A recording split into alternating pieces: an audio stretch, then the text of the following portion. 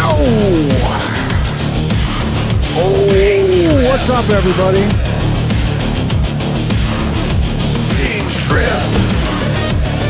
You guys want the full version of this? There's some people asking for the full version of this. Maybe I'll put it out sometime. Oh, man.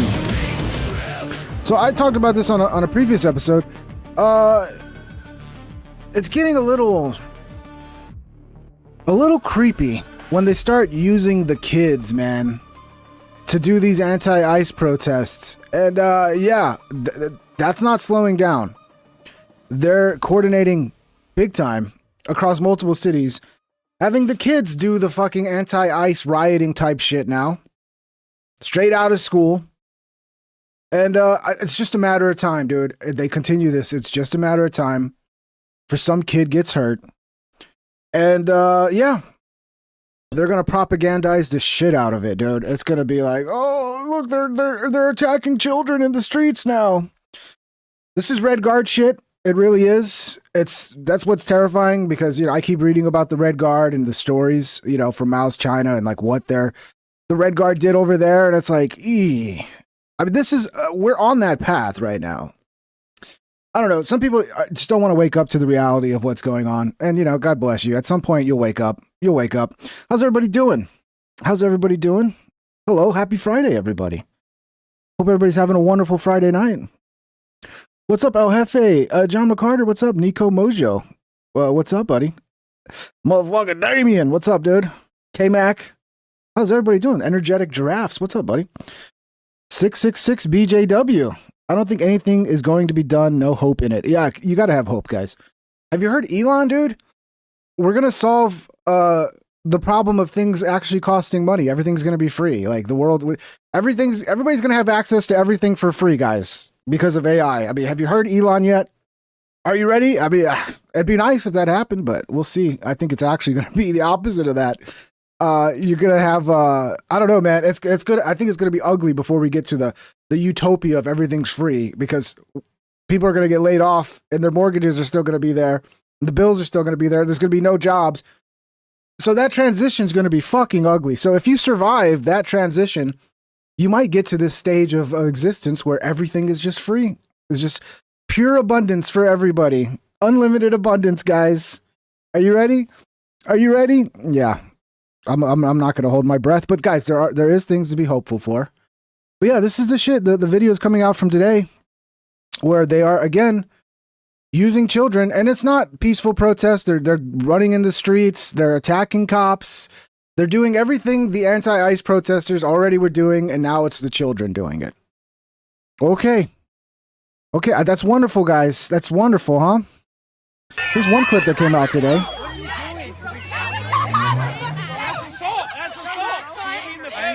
Let's start over. Yeah. I mean, if you don't understand how much more dangerous it is to have kids doing this, not just because it's kids and you're putting the kids in danger. By the way, leave the fucking kids alone. Stop using them for your propaganda and your little commie revolution. But if you don't understand how much more crazy and out of control kids will get compared to your average adult who's already out of control, the anti-ICE protesters, there's a reason they've been grooming our kids to be far left fucking lunatics for a long time now. And it looks like they're starting to try to activate that. I know. Can we stop? Can we stop? You're going to jail. You're not a kid. Hey. Right, and then the kids can come up and attack you. The kids can come up and fucking throw shit at you, punch you, kick you. And the second you do anything back, oh, a grown man attacking a child. And then that'll be the propaganda. Trump supporter attacks child. Or if it's the police, they'll just George Floyd it all over again. Make it the police are the bad guys. We got to defund the police. They're already getting pretty hostile towards local PD, not even ICE. They're starting to treat regular police the way they treat ICE. Because that, at the end of the day, that's their goal, is to destroy the current system, you know? You guys got to wake up to this shit. It's all right in front of our eyes, but people just like are sleepwalking through it, and then they're like, oh, y'all are stupid. You think there's a communist? Dude, all the signs are fucking there. Wake up. You're going to jail. In my face. You're going to jail. You're going to jail. No, she's not. The other advantage is like kids can like do some fucked up shit and they'll just slap them on the hand. Maybe they'll get juvie for a little bit. That's it. Don't touch her. Grown-ass man doing this shit. Grown-ass man. These kids have been trained well by their retarded parents. You know, they know all of all the ways of the retarded lefty. They've been taught from birth.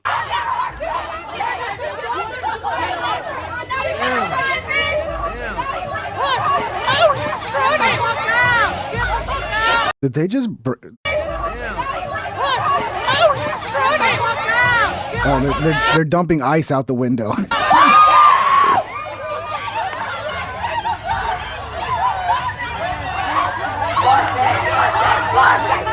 I guess they're chasing this kid because this is the thing they're doing. It's very much Red Guard like. Like the kids in school, like everybody has to fucking obey. If you don't obey, the mob's coming for you.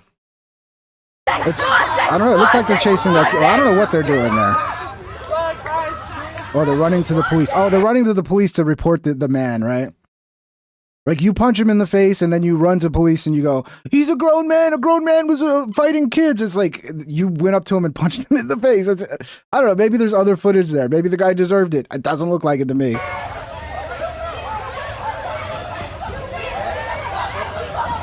Hey, no. Hey! Don't touch her. She just slapped me in the face. That chick just punched him and she just hit me in the head with her megaphone. I was trying to. You punched him. Put your fucking hands on me. Get out of the. Yeah. This is wonderful, bro. I hate dealing with other people's fucking kids and they don't even take care of their kids and they have like psychopathic fucking deranged kids that are just going to end up probably on SSRIs or in jail. Who knows? I hate dealing with other people's fucked up kids. And yeah, they're going to unleash them. They're going to unleash them on all of us, bro. Here's another one. Los Angeles. What was this one? This one was school walkout. This was Enumclaw, Washington. This is Los Angeles today. Now at 1:30, back to breaking news in downtown. Okay, look at these kids. They're attacking a police officer. Now at 1:30, back to breaking news in downtown LA, where hundreds of students are protesting recent federal immigration operations. Let's get up to Rich Prickett over. You just give them an excuse to wild out. You're just like, hey, you know, I know you guys are just like fucking crazy and you have all this like pent up fucking anger and shit as a teenager. So we're just going to put you on the streets and you just wild the fuck out. You have permission. You have our backing. In fact, we'll act like you're a fucking hero for doing it. Head Sky 5. Rich, what's going on here? Well, you know, what seemed to be a peaceful march and rally has turned into be a little more violent. So, oh, what a surprise, guys. What a fucking surprise. The student-led march that we showed you. By the way, guys, links are in the description. Smash the thumbs up. Help get this going. Maybe one day YouTube will actually share this out to like more than 150, 200 people. So smash the links. Let's thumbs up. Smash the thumbs up. Links are in the description if you want to support the show. Also, super chats are very much appreciated, and you can join the conversation. Thank you, guys. Hope everybody's having a wonderful Friday night. Let's have some fun. Let's have some fun watching the world burn. 100 or so people. They were marching through the Civic Center area, managed to make it over here to the federal detention area, and that's when they entered the property. They went. They were asked to stay. See, and watch. Okay, you saw them. They just. Let's go back to the very beginning. Okay. They have a fucking. Now wooden at stick. 1:30, back to It looks like breaking one of news those. in downtown LA, where hundreds of students are protesting recent federal immigration. And what happens if a cop has to physically strike back one of these kids? Do you think the left is not going to take that and propagandize that and try to use that to have another summer of love so they can get their next fucking attempt at a revolution, overthrowing a big bad orange man so that they can have their commie paradise? That's exactly what's going to happen. That's probably the strategy here of doing this, because why would you put your kids in danger? Why would you involve your kids in this? They should be at home learning. They should be at piano class. They should be doing things to better their lives. Instead, you have them in the street acting like idiots, attacking police officers. It's just a matter of time, dude. You watch. I mean, I said the same thing about the people in cars stalking ICE. I was like, this is going to go bad. Like, this is, and then boom, 2 people are shot and killed, propagandized. Ignore the whole context of like mobs of people in cars stalking, harassing law enforcement, interfering, acting like a fucking, like a mob of like crazy fucking people. It was only a matter of time before some bad shit would happen. And it did. And what did they do? They propagandized it and completely fucking just spun narratives about, oh, the ICE is just shooting people in the streets for no reason. Let's do the same thing with Rich, this. Bring it overhead in Sky 5. Rich, what's going on here? Well, you know, what seemed to be a... Well, you know, Steve, we got a bunch of dumb fucking kids in the street attacking police officers. I sure wish I could talk to their parents and give them a piece of my mind, because this is horrible. peaceful march and rally has turned into be a little more violent. So the every time student-led march that we showed you every earlier time on was about 100 or so people. They were marching through the Civic Center area, managed to make it over here to the federal detention area, and that's when they entered the property. They went.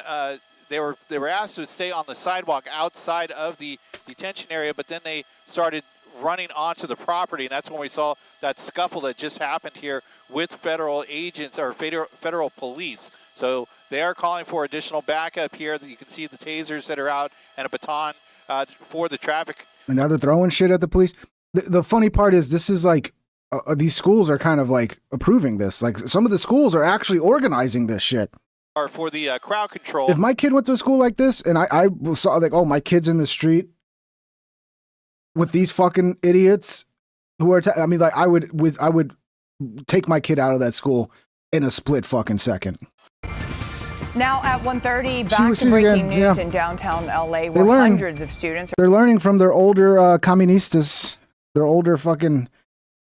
I don't know. I'm sure they hear it every day at home. Their mother probably got them all deranged about Nazis and everything else.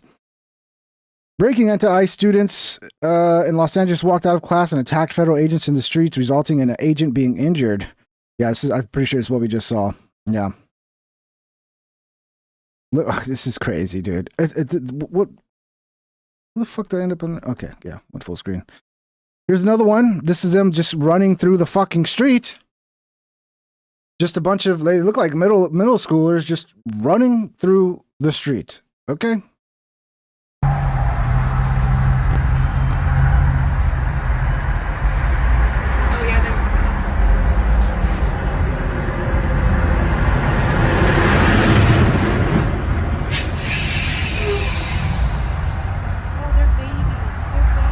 Here's the thing. When I was in middle school and I saw this going on, I'd be like, oh, dude, this is badass, bro. We're just running down the street. Fucking the laws don't even apply anymore. We could throw shit at the police.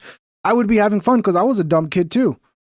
I was a dumb kid full of fucking rage and, you know, you let me loose and you say the rules don't apply anymore. You just do whatever you want.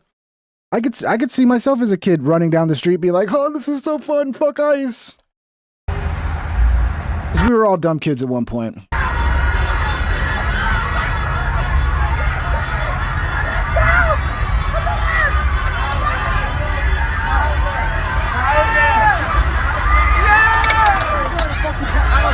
I'm telling you, these kids are going to get hurt. It's only a matter of time until one of these kids get hurt. And instead of them going, hey, why did we think this was a good idea to start using kids in protests and like organizing protests with middle schoolers? No, that's not going to be the narrative. The narrative is going to be like, oh, somebody hurt a child. You're just beating children in the streets now. So dumb, dude. What is that?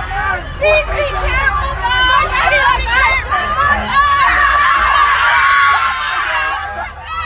Please be careful, guys, please. See, at least this chick in the car understands the danger here. You got a bunch of kids just running down the middle of a very busy fucking street. But this is good. This is smart. This is gonna bring about change. No, it's just gonna get kids hurt, dude. And worse, this could, if they keep weaponizing the children, I'm telling you, we could have a Red Army 2.0. And it's right out of the communist playbook. So, I mean, if they keep using the communist tactics, eventually you have to wake up to, oh, this does seem like some sort of communist revolution.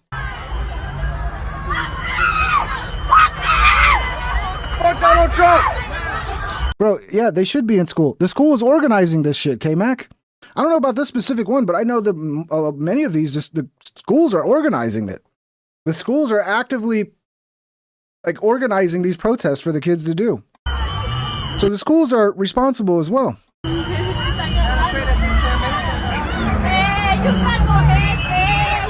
Clearly they didn't, I don't know. Maybe you could give them a little teaching and be like, hey, stay off of the streets. Don't get violent. If you do, you might have problems with police. Why would you even fathom putting children in this position? To even fathom it for 2 seconds is it's just mind boggling to me.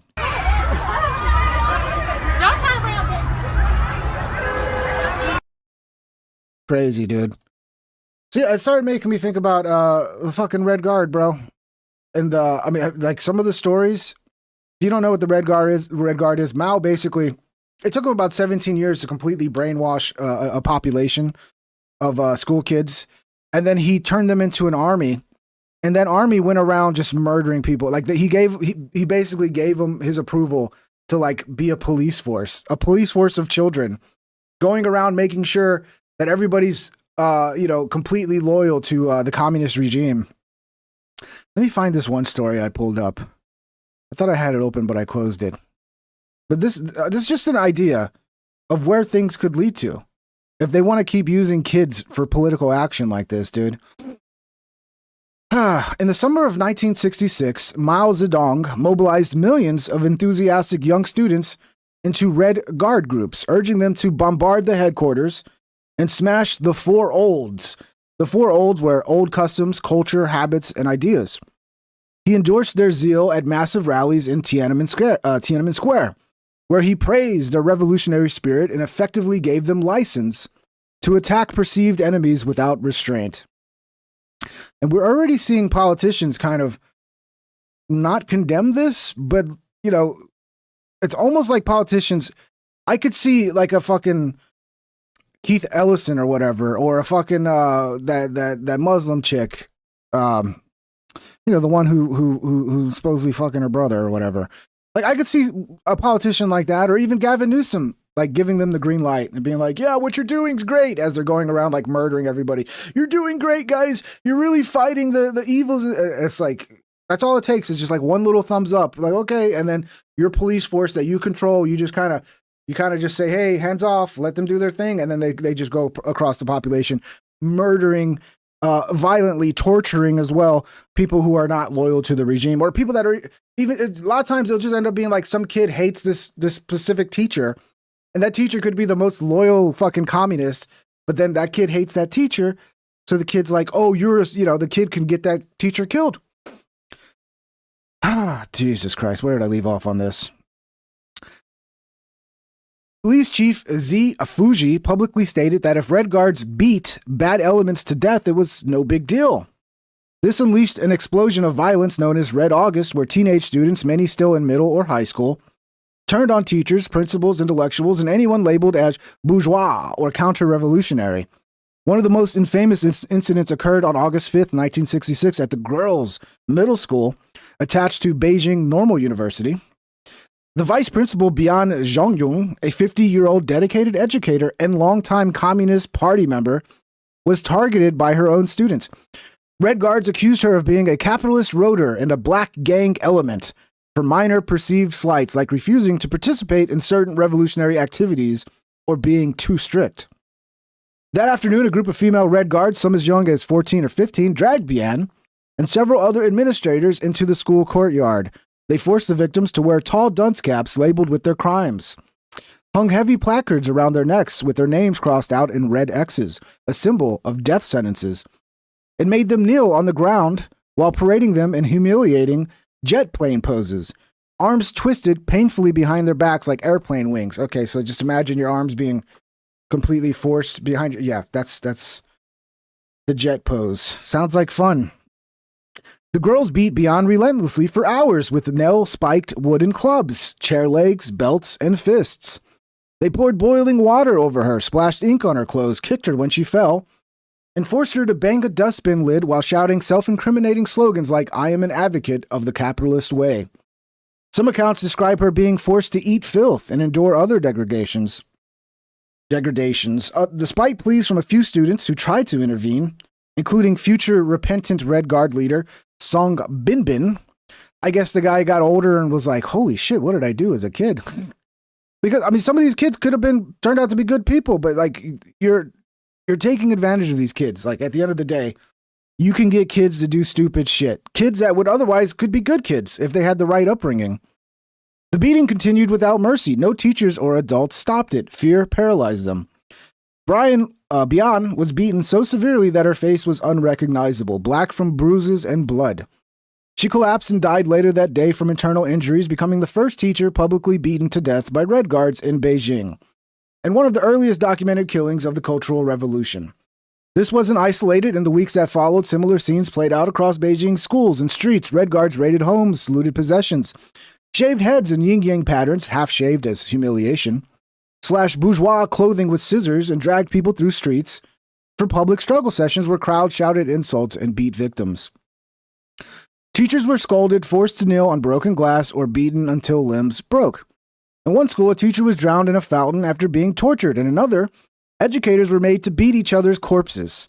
By September 1966, later suppressed, figures recorded nearly 1,800 deaths in Beijing alone from Red Guard violence, with 1,000 more injured, driven to suicide, or forced into exile. The terror stemmed from ordinary teenagers radicalized by Maoist ideology, little red books in hand, believing they were purifying society. They turned neighbors against neighbors, children against parents, and students against teachers, shattering Confucian respect for elders and educators overnight. Many perpetrators later expressed remorse. Some publicly apologized decades later, but the damage was irreversible. Millions traumatized, families destroyed, and a generation scarred by unchecked fanaticism. Yeah, that's where it could lead. And I know it sounds so stupid. All these right-wingers think... Dude, you realize there's a very strong communist party in this country, okay? You realize a lot of the funding for these protests they come from communists. You realize the whole Antifa thing, they're communist. Like, it's not a fucking theory at this point. It is a reality that we're facing, and you ignore it at your own peril, in my opinion. That's what I say. Oh, here's another one. This one is in Washington.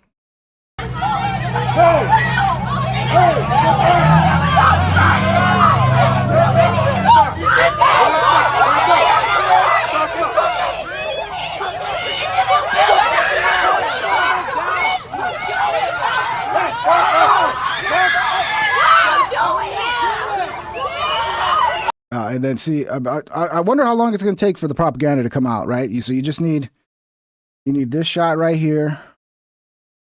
You need this shot right here of the screaming girl. Take away all the context. Police arrest a child in the street and get aggressive with child protesters. And then now there's just more outrage for the communists to grift off of, to get more normies that are retarded out there to fight for their cause. And on and on and on.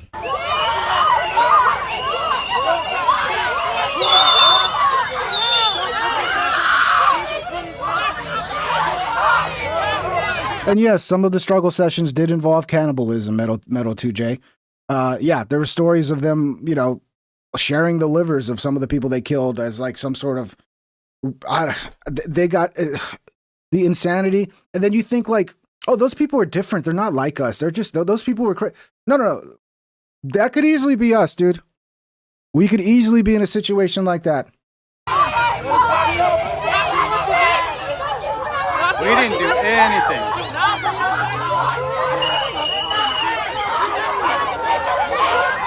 By the way, if you're one of these right-wing guys that likes to show up to these type of protests to antagonize the protesters, do not do this when it's children protesters. Stay the fuck away from there.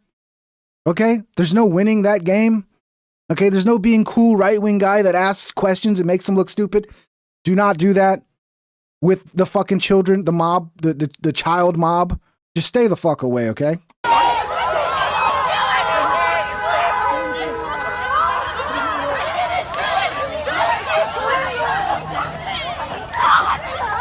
What is wrong with you people?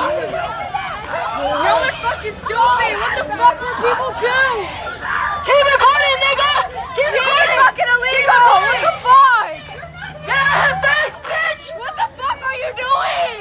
is what they do. They get out of control, they break the law, and then as soon as there's repercussions, what the fuck are you doing? You can't do that. Blah, blah, blah, blah. And then they protest and cry like they're the victims every time. What the fuck is wrong with you people? Keep on looking before, bro. Move, bro. I ain't got no fucking Move, heart. bro. Move. You just want to lay my hands on you. Move. What the fuck is wrong with you? They're people. They're fucking people. Yeah, they're people who illegally crossed our border. And I'm sorry, young lady. We don't have a border if we're not allowed to remove people who cross it illegally. I don't know if you guys don't understand this, right? Right? Like for us to have border law and to have border law that actually means something, you have to actually enforce that border law. And when people come in illegally, you have to remove them. Otherwise, we have no border law. We can have it written down, but it's meaningless unless it's fucking enforced. Fucking disgusting. I don't know why I'm arguing with a child. Okay, I should. I'm arguing with a fucking child here. Can I use the microphone? Come run my face. Take it, bro. Take it. Take it. How do I use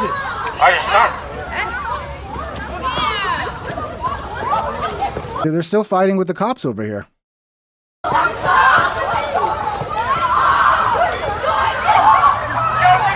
Have they been trained just like the dumb leftists on how to de-arrest people? How to de-arrest your fellow comrade?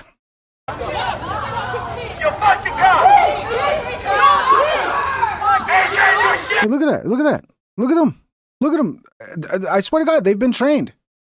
They got the leftist training already. Crazy. I wonder if they're teaching them this shit in gym class now. Like in gym class. Okay, today, guys, we're going to learn how to de-arrest our fellow comrades when we fight the powers that be and we fight against the kidnapping of our citizens in the streets. I wouldn't be surprised they're teaching that shit in gym class now. Let her go! Let her go!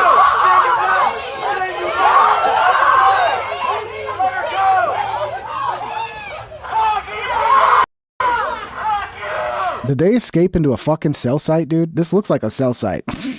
I mean, this is where I used to do my work. All little fucking, especially in the city, there's just like little corners that are like fenced off, and then there's the equipment's in there. That's where I used to do my work. I don't know. I don't recognize this cabinet. It could be a cell site, possibly is, or it could be something else. But yeah, usually they're federal property. Fuck you! You guys are pigs! You guys are fucking pigs! Or it might be something else. It might be a police. I don't know. There's no site number on it, though. If it was a cell site, it would have the cell site number. So it's probably not a cell site. Well, it might be a cell site. There's the RF cables going up to the antennas. Looks like a cell site. Sorry, guys. Sorry.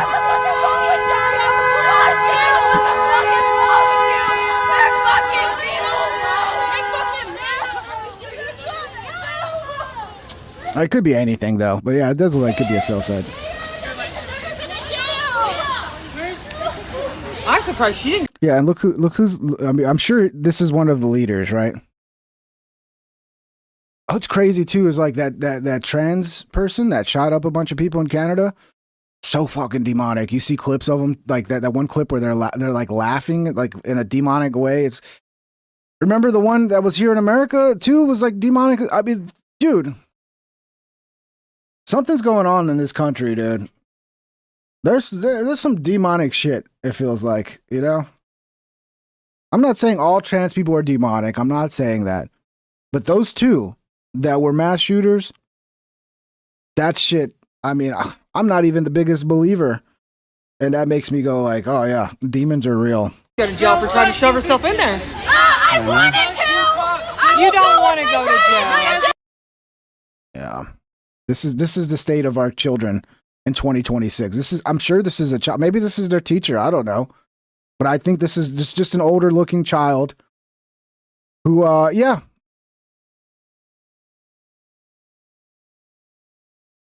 Bro, we need to get our kids out of the school system like right now. If you have kids in the school system, I know maybe you can't afford to fucking homeschool them. I don't know. Find a way, dude. Find a way. There's no way it's going to be worse than putting them into a public school at this point. Or put them into like a Catholic school or something. I don't know. I don't even know. A Catholic school's woke now? Fuck's sake. And then now in France, Antifa just literally lynched and murdered a dude in the street. This is who's like a security guard for a company. Our official statement: they lynched our security guard, our 23-year-old kid, while he was alone. The Antifa are murderers, terrorists. This is the full statement in French. Here's the guy breaking. 23-year-old Quentin was murdered by an Antifa mob in Paris today. Jacques Ali Favrot. I don't know if I'm saying that right. One of the leaders of the June Guard is a parliamentary assistant and close friend of Raphael Arnott, the MP who founded Jean Garde. Favrot was present at the site of the murder. So this is the young man who was murdered by an Antifa mob. I don't even know if he was a counter protesting or he was just trying to stop the crowd. Because I mean, that's all it takes. The crowd wants to break into a building and destroy it, and you say no. They could literally just lynch you right there because it's nothing to a mob to just murder somebody. Okay, here's some footage of it. I'm guessing he's somewhere there. This must be the beginning of it. I'm not sure, but he's somewhere getting murdered in the middle of that crowd.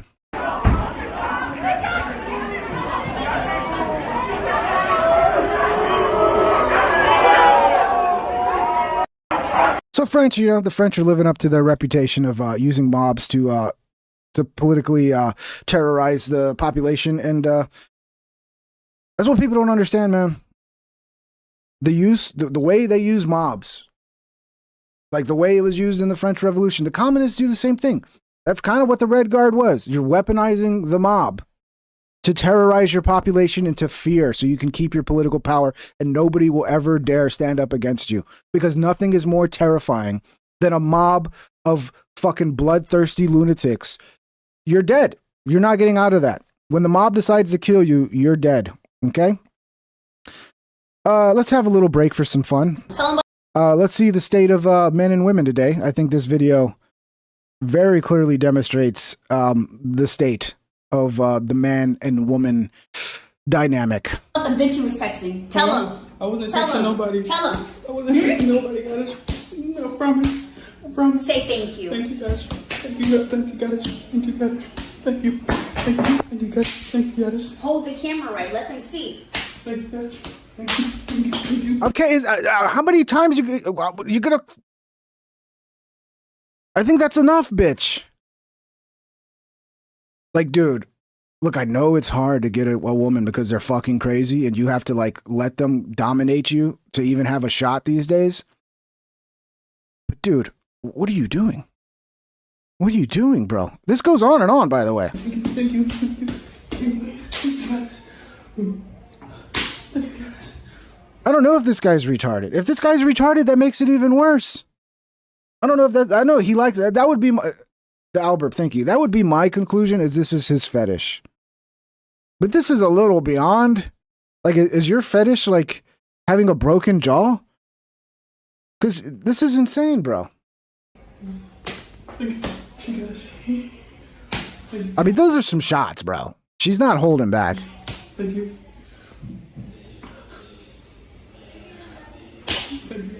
At least that one was open-handed. Yeah, guys. If this is his fetish, then I mean, if this is what if this guy is asking for this shit, what the fuck is wrong? I mean, I don't know, dude. What happens to a man where this is what you want? You just want a woman to just well you in the face, just all day long, and you're thank you, goddess, thank you, goddess. Like that's your turn on, bro. You need psychiatric help. So yeah, I saved this one. This one came out. I remember hearing Tom Holman say this, and if this is true, which, you know, there could be some propaganda coming from Tom Holman, but apparently during the ICE operation in Minnesota, according to Tom Holman, 3,364 trafficked children were recovered and saved. I mean, would it be surprising that there's that many kids that have been trafficked across the border? Is like human trafficking and the trafficking of children across the border a huge problem and a big part of the reason why we want to shut down the border and get rid of all this illegal trafficking and human smuggling across our border? Yeah, I believe it, but that's crazy. That's a huge fucking number to be just in Minnesota. That's just Minnesota, dude. Wow. I don't know. Remember this fuckhead terrorist William Kelly is calls and okay, William Kelly, who do you think he is? Is he an old school liberal? Is he your classic liberal Democrat? No, he's a communist. Okay? Stop fucking like walking around blind to what's really going on. Let's listen to this guy. If you don't know, this is a guy who participated in the raiding of the church with Don Lemon. He was one of the most obnoxious ones, one of the most aggressive ones, yelling in the church's face, the members of the church. And yeah, he's talking a big game now. My name is William Kelly. I'm a combat veteran. I'm a patriot. I have an IQ of 91. I'm a lover of the Constitution. I'm an ally to my Black, Latino, and indigenous peoples.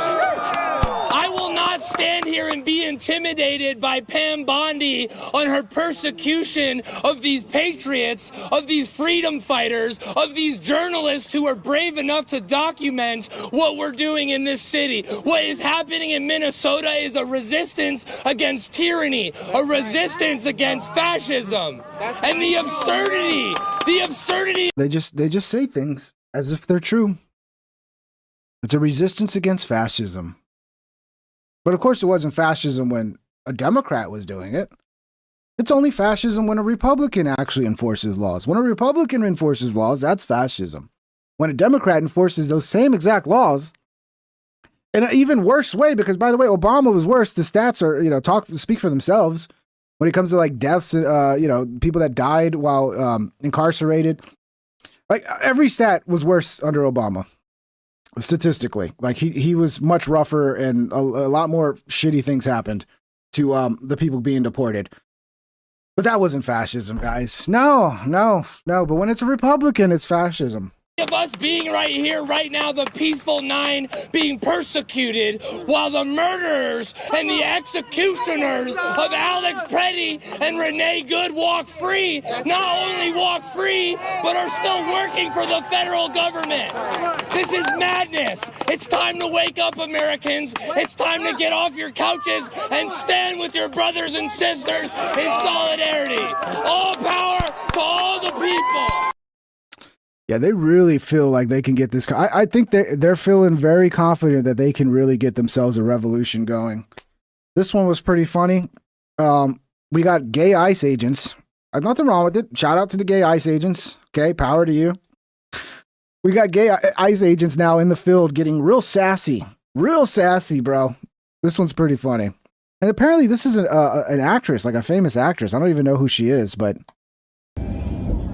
This isn't where I live. Olivia Jensen. She's apparently she's a famous actress. I don't know. Live. That's fine, but this isn't where I live. Still pretending like there's not a left and right and that there's not differences and one side's better than the other. That is retarded, Plague. Like a lot of you guys that constantly go, oh, the left and right are the two birds in the same stone and the left and right are the same and you're pushing this. You're fucking retarded, bro. Like, I could present all the evidence of why the left is worse and you won't care because you don't want to take a side. Dude 67 NB, a young boy, what is you? Dude 67 NBA young boy, what is you? Got you up, Metal J. Thank you for the 5, brother. You got all the sayings today. You guys don't want to take a side. That's what it is. You don't want, because you're going to get attacked as soon as you do. So you're going to be a pussy and you're going to sit in the middle and go like, oh, they're both bad, when one side is clearly fucking way more dangerous than the other side. One side actually is like trying to bring about a revolution and rewrite America as we know it into some fucking communist fucking vision. In order to do that, they need a revolution that's going to cause massive amounts of pain and damage to you. But because you're a pussy and you want to sit there, oh, they're both the same, they're both bad. Good, okay, I'm glad. Now you won't get attacked on the internet for it. Congratulations, pussy. They're not the same. No. They both suck in certain ways, right? Like anybody can pick apart the right and be like, but the right did this and the right did that and the right, blah, blah, blah.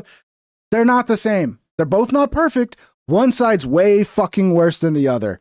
And if you refuse to believe that or you refuse to acknowledge that, that tells me you're a pussy and you're scared of the left. If my parents paid all my bills, or you're retarded. You got home. This isn't where I live. It's okay, Olivia. We appreciate it. You can go talk to them. This isn't where I live. This is the sassy ICE agent. this is not where your vehicle's registered, you might want to look that up with their state. It is, buddy. My address is correct on my ID and where my car is registered. Okay. Good try, though. All right. Thanks, Olivia. Do you feel strong or what? We're good. Have a great day, okay? I'll keep following you, okay? Oh, no, she doesn't care. It's right, no, come on. She doesn't care? She doesn't care. They never do. How does it feel to be a race traitor? You know, we were trying to get a child molester, right? No, you weren't. Yes, we were. How would you know? Because it was a woman you talked to. His wife. And then his plate came back as murder. Also, I just want to say, calling someone a race traitor. But you guys don't care. I hope you realize that is the most racist thing you can say as a white woman. Of course, And it is. just so you know, this isn't a good look for you. You think I care about my look? No, oh no, trust me. When you guys it is evident by how you look, you don't care. We Dude, I mean, these sassy gay ICE agents, bro. Look, I still prefer that they don't talk to the people and they just do their job. You know, give the warning and be like, this is your warning. Stop following us. Stop telling us.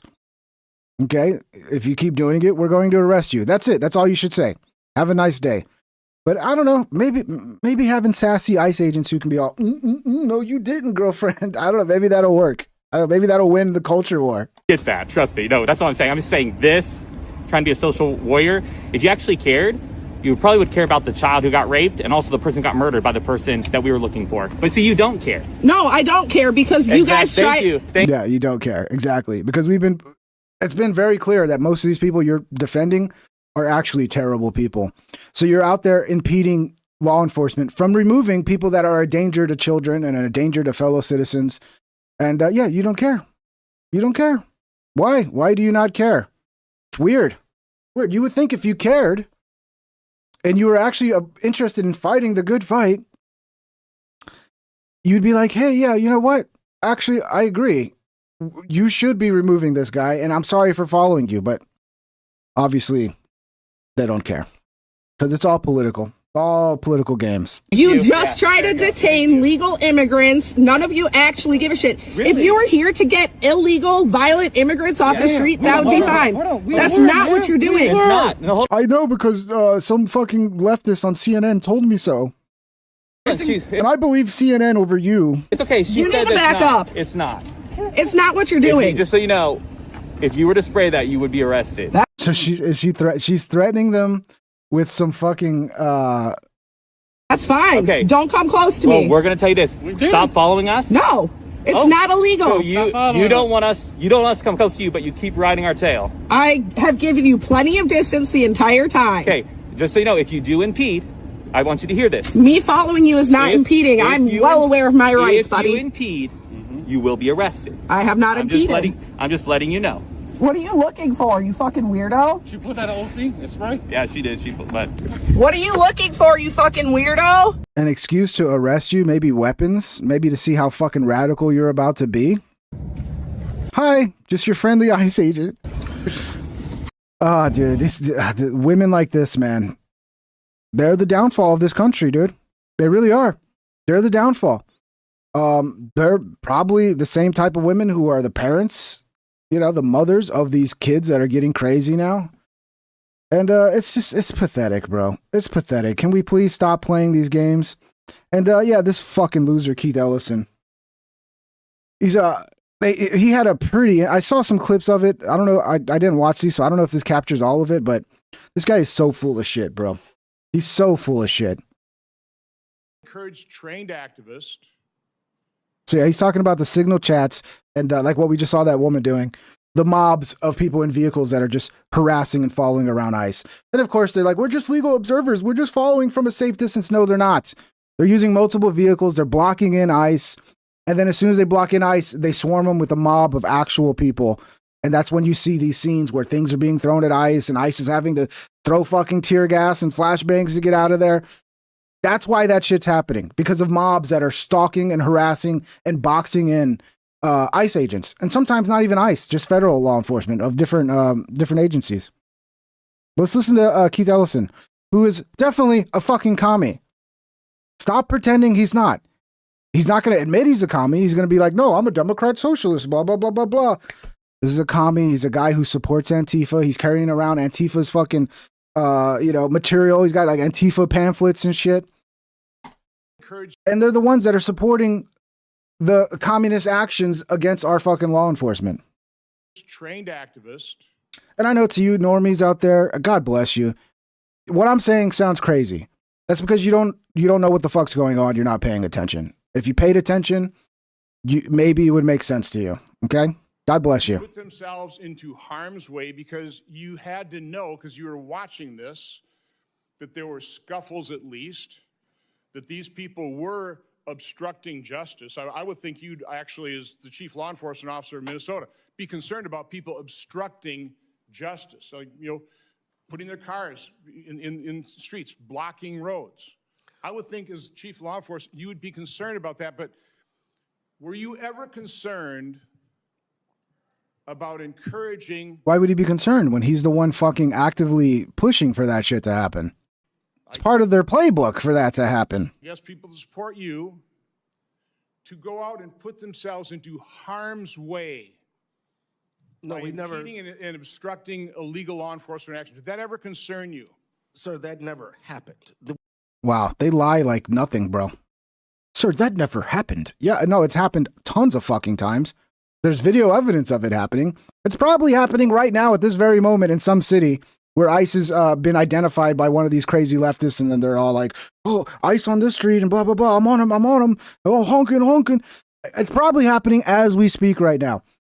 And this guy's just like, no, it never happened. Never happened. We all times said, if you want to protest peacefully, protest safely. You'll never find me being against the First Amendment right now, but I'll always be for the First Amendment. Yeah, because that's the First Amendment, right? What they're doing is the First Amendment. They fucking lie so blatantly, and then people just go, oh yeah, it's a First Amendment right for me to use my car as a fucking weapon against law enforcement. That's my First Amendment right. But you were seeing the scuffles, right? You were seeing and by the way, Minneapolis police officials could not help protect ICE officials, right? I mean, Representative Niska, isn't that, when you're talking about the nullification of federal law, isn't that one of the, Hennepin County, that they simply could not help and protect ICE in their legal law enforcement actions? The Minneapolis Police Department issued guidance in July saying that they would not even help with crowd control around. Yeah, because why would you? The mayor doesn't want you to do that. The governor doesn't want you to do that, because what they want is their mobs that they have put out there, which they back and support. Might even be some funding going on. They want those scenes. They want the scenes of the mob versus ICE. And then they want to be able to fucking weaponize that. And if the police show up to handle the mob, that doesn't work. That kind of fucks up all of their propaganda. So yeah, it makes perfect sense. With the $9 billion in historic fraud out of your state, including the $250 million in the Feeding Our Future program alone. You familiar with that? Don't turn to the pages in your book to get your potted answers. Are you familiar? Oh yeah, I was just talking about ICE. I wasn't even getting into the massive amounts of fraud being stolen from taxpayers too. Let's talk about that. Familiar with it? Yes or no? Yes, I am familiar with it. Very familiar, aren't you? Because the people who ran the... Look at him smirking like he's happy about it. Look at him. That shit-eating grin on his face, bro. He's probably thinking about all the shit he's bought with that money. Feeding Our Allegedly. Futures program came to you in your official office in the state capitol December 11th, 2021, and asked for your help in getting investigators off their backs. They complained to you for upwards of an hour about state investigators going after them, and they begged you to help them. And you agreed to it, amazingly. And we know you did. That's not because true. It's all caught on tape. Yeah, Every single sentence is caught on tape. Here's what you said. Let's take a look. You said, it's not a question. You said to them, send me the names of all these folks who are investigating them. You said to them, send me their names. And I'll take that list, and I'll call the person over at Education who is investigating them and say, what's going on? Why am I getting these complaints? Then you went on to say, I already have my team working on this. What day should we get together to discuss it again? You made pledge after pledge to them. You said, we've got to make sure this guy who's investigating them stops it. You said, you have my attention. I'm concerned about this. You said, let's go fight these people, meaning the people who were investigating the fraud. Why'd you do it? Why'd you help them? Are you going to let me answer? Please, we're all ears. So first of all, you're cherry picking quotes out of there. Why did you help them? I thought you were going to let me answer. Why did you help them? Are you going to let me answer? Why did you help You them? let me answer and I'll answer you. Tell the truth and I'll let you answer. I will tell the truth. Good. Let's do that. That'd be a nice change. Why'd you help them? Now see, Mr. Chairman, I didn't come here to be insulted. I came here voluntarily. You came here for the truth. Let's have it. Why did you help them? The quotes are here. They're in black and white, and every member of this audience can listen to the recording. It's 54 minutes long. It's all in public. You can Google it right now and listen to it. And listen to it all. Why'd you help them? First of all, I didn't help them. You did help them. No, I did not. I certainly didn't. You're saying you didn't do anything for them. You didn't. Well, wait a minute. I already have my team working on this again. That's not you? I have my team assisted with the information that led to the prosecution and conviction of these people. No, you didn't. You didn't lift a finger to prosecute them. No, you did not. No, You didn't because lift a finger it to was a prosecute federal prosecution. You had, BS. You had whistleblowers come to you as early as 2019. You're the one talking BS. Hey, listen, it's my time. Doesn't know what you're talking about, sir. No, sir. You now have encountered the truth and you don't like it. Why'd you take their money? Why'd you take their money? I didn't. You took $10,000. No, that's a false statement. $10,000 9 days after the meeting. False statement. You took $10,000. Here's what happened. I'm trying to find if the audio. They went to your office. They solicited money from you. They solicited help from you. That's also wrong. They came to your office. It was your official office. You met with them for 54 minutes. No, they asked you for help. You pledged it to them, and they talked repeatedly about money. In fact, it's all they talked about. That's a lie. Money, money, money, money. They said, we will put our dollars in the right place. We will support candidates that will fight to protect. Anybody know where to find the audio tapes? I want to find that. I want to listen to it. Their interest. You replied, that's right. They said, if you are securing your donor base and securing your power base, you can act the way you want. You replied, money is freedom. They said the amount of money circulating, I'm reading the transcript, the amount of money circulating in our community today is powerful, and we haven't realizing it in a meaningful way. And you said, give me the specifics. And 9 days later, you took $10,000 from people who were then indicted. It's in your reports. Why'd you do it? Sir, was it worth it? You know what? This is a theatrical performance. This is the truth. This is what accountability looks like, of which you've had none. You helped fraudsters defraud your state and this government of $9 billion, and you got a fat campaign contribution out of it. Yeah, I mean, I want to hear. I can't find the tapes. I keep searching for them. I found an AI overview. The recordings, which emerged around April 2025 and resurfaced in early 2026, document a meeting where individuals linked to the Feeding Our Future food program sought assistance from Ellison. Reports claim Ellison can be heard vowing to look into their issues regarding the Minnesota Department of Education's oversight just weeks before federal FBI raids shut down the operation. Critics, including Senator Josh Hawley, have highlighted that shortly after this meeting, Ellison's campaign accepted thousands of dollars in donations from individuals tied to the fraudulent network. So, is that all theater? I mean, is that... Ellison has dismissed the allegations as political theater and a lie, stating he took a meeting in good faith with the people he did not know were committing fraud. He has maintained that his office did not directly help the fraudsters and that he returned the donations after they were convicted. In a February 2026 hearing, Senator Hawley accused Ellison of ignoring warnings from whistleblowers, telling him he ought to be in jail. Ellison retorted that his office helped provide information that led to convictions and accused Hawley of mischaracterizing the recordings. Where are the fucking recordings, bro? They're supposed to be public, but I don't know how to find them. True. Well, that's the truth. I think we've made the point. Let's keep the 10. Well, just for the record, I'll ask how I he's want lying, Paul. and that's the $9 billion. I mean, it don't look good, Ellison. It don't look good, bro. Yeah. Oh, yeah. This is the trans shooter in Canada. This is pretty fucking creepy, dude. Alex Jones talks about it, and they play a little clip of that dude just howling like a demon. It's fucking creepy, bro. Let's go to the next story. You posted something this morning about the trans killer in Canada. This 18-year-old trans shooter murdered at least 10 people at Tumblr Ridge School yesterday, and you said demon possession is real, folks. This video is very disturbing. Go ahead and play this clip.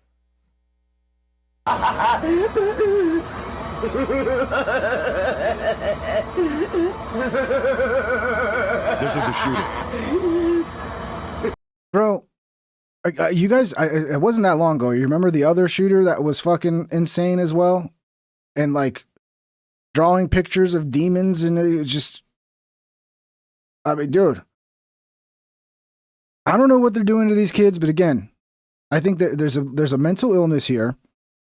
Okay, that instead of being treated, right, like they're just feeding into the delusions of the mental illness and then giving them even more drugs on top of it that just make the illness worse. And this is what you get. I don't know. It's just a theory on my end.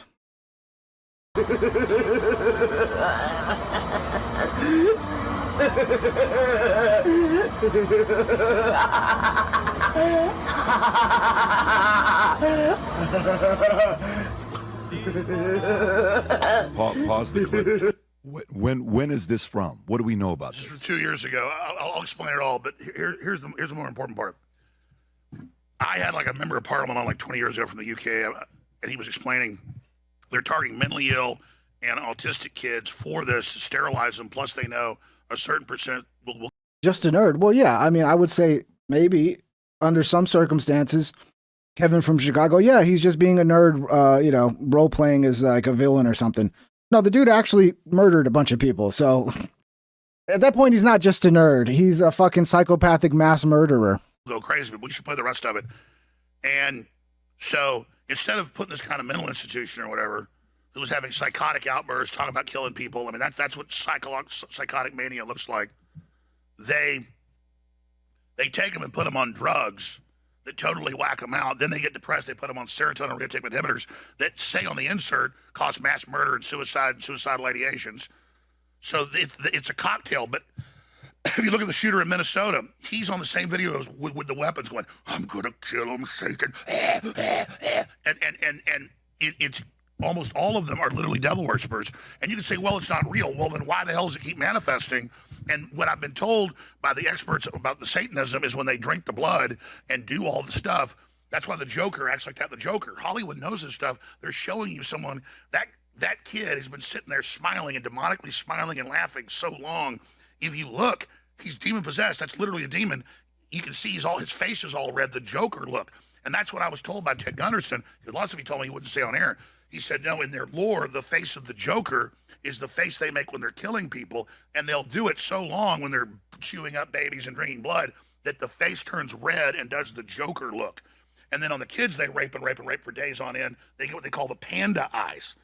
And so these are real things that happen. So this kid's probably been, this is ancient every culture where it's the energy of the demon coming into him, and he's like, and he's thinking about mass murder right now. Who's better to cover this than Alex Jones, to be honest?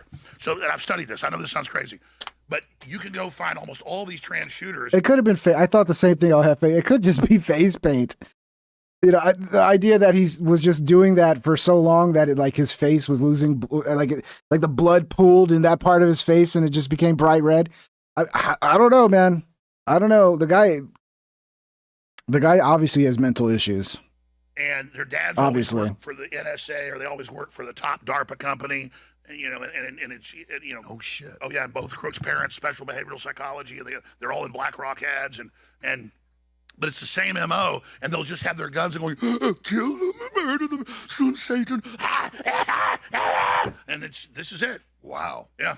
Wow.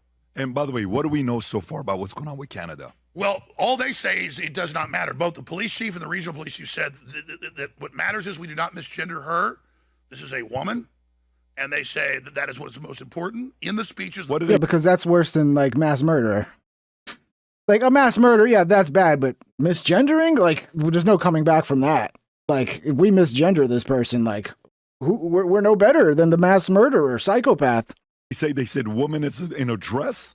Rob, do you have that clip? Yep. There's a clip, and then also if you can show the stats of the school shooting or the mass shooting you're seeing. It's all the trans. Which just type in police. Police don't want to misgender Canadian shooter. I can find it. There's like the regional police. Is that it? This is one. There's one even worse. I know that's so creepy, you guys. It could be an act. He could be just putting on an act for the camera. The most scariest thing is if like that's not an act and that kid is literally just in some demonic trance or something, bro. I mean, I don't know, dude. I don't know, but I don't think the way we're treating a lot of these mental illnesses are actually helping the mental illness. I think it's making it worse. In my opinion. Yeah, go ahead. That includes Rob, go back a little bit, Rob. Start from the beginning. Go ahead. That includes the deceased gun person. Okay. Gun and then person. separately. Gun person is what he's calling it. Yeah, this one's pretty bad, but that's not. There's a long one. Yeah, there it is. This one right here. Female by the name. So a suspect is identified as an 18-year-old female by the name of Jessie. We have a history of police attendance at the family residence.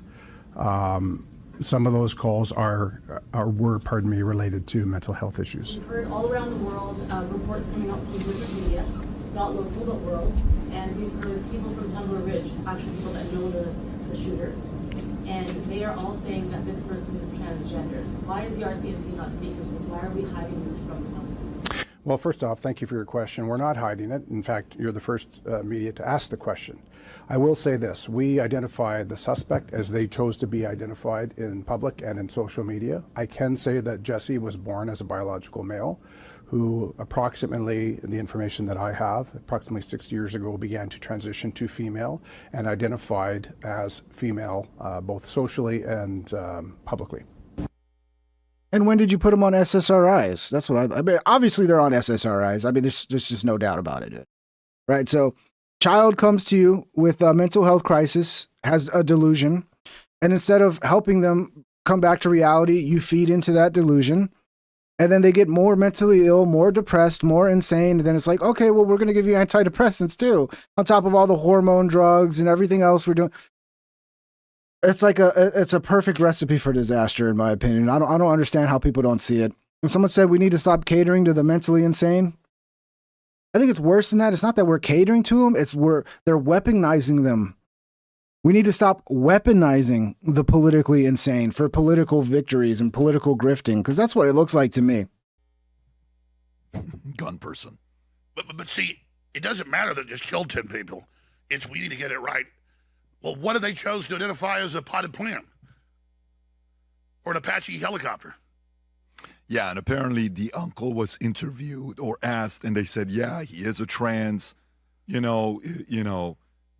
is that. And Rob, can you pull up the We should finish the video, though. It's more of, you need to see the whole demon possession. We'll go back to the video, but can you pull up the trans stats on what percentage of the shooters? We talked about it, I believe, this morning. If you take gang-related out, it's almost all of them now. Did you, is this the one, Rob? Yep. Yeah, that one to the right. Mass shooting rates by demo, 2015 to 2025. Trans non-binary biological male, 0.769. Trans non-binary biological female. Asian men are up. What's going on with the Asian men, bro? They're up there. At Freeman 3 super chatted $2. Crazy is obliged these days. It's a moneymaker. Yeah, I agree. It's also useful when you weaponize crazy. Like, you can weaponize crazy people. It's been done forever, dude. You weaponize crazy people to achieve whatever goal. Like, in this case, it's to grift and, I don't know, make it seem normal, the terrible shit they're doing to our kids. It's hard to wrap your head around it. Like, they thrive on our confusion over why they're doing the things they're doing. But yeah, that's crazy. You know, the most important stat, though, is these are not that they're trans, non-binary, they're white people. So really, the way the left will say is this is a problem with white violence. White people are killing too many people. Well, ignore the trans part. They're males, and they're white. White males commit all of the fucking shooting crimes. White males commit all the mass shootings. Yeah, but the biological females are getting up there, man. Remember that one lady that went in there and then like the cops murked her pretty quick? Or she wasn't a lady, I'm sorry. The young man who was born a woman. I don't know. Am I playing the game right? Public incidents with. But what's going on with Asian men? I guess they're not very happy with getting not being allowed into Harvard, even though they have the best scores in the world. 4 or more fatalities. Trans non-binary, biological male, 0.769. Trans non-binary, biological female, 0.667.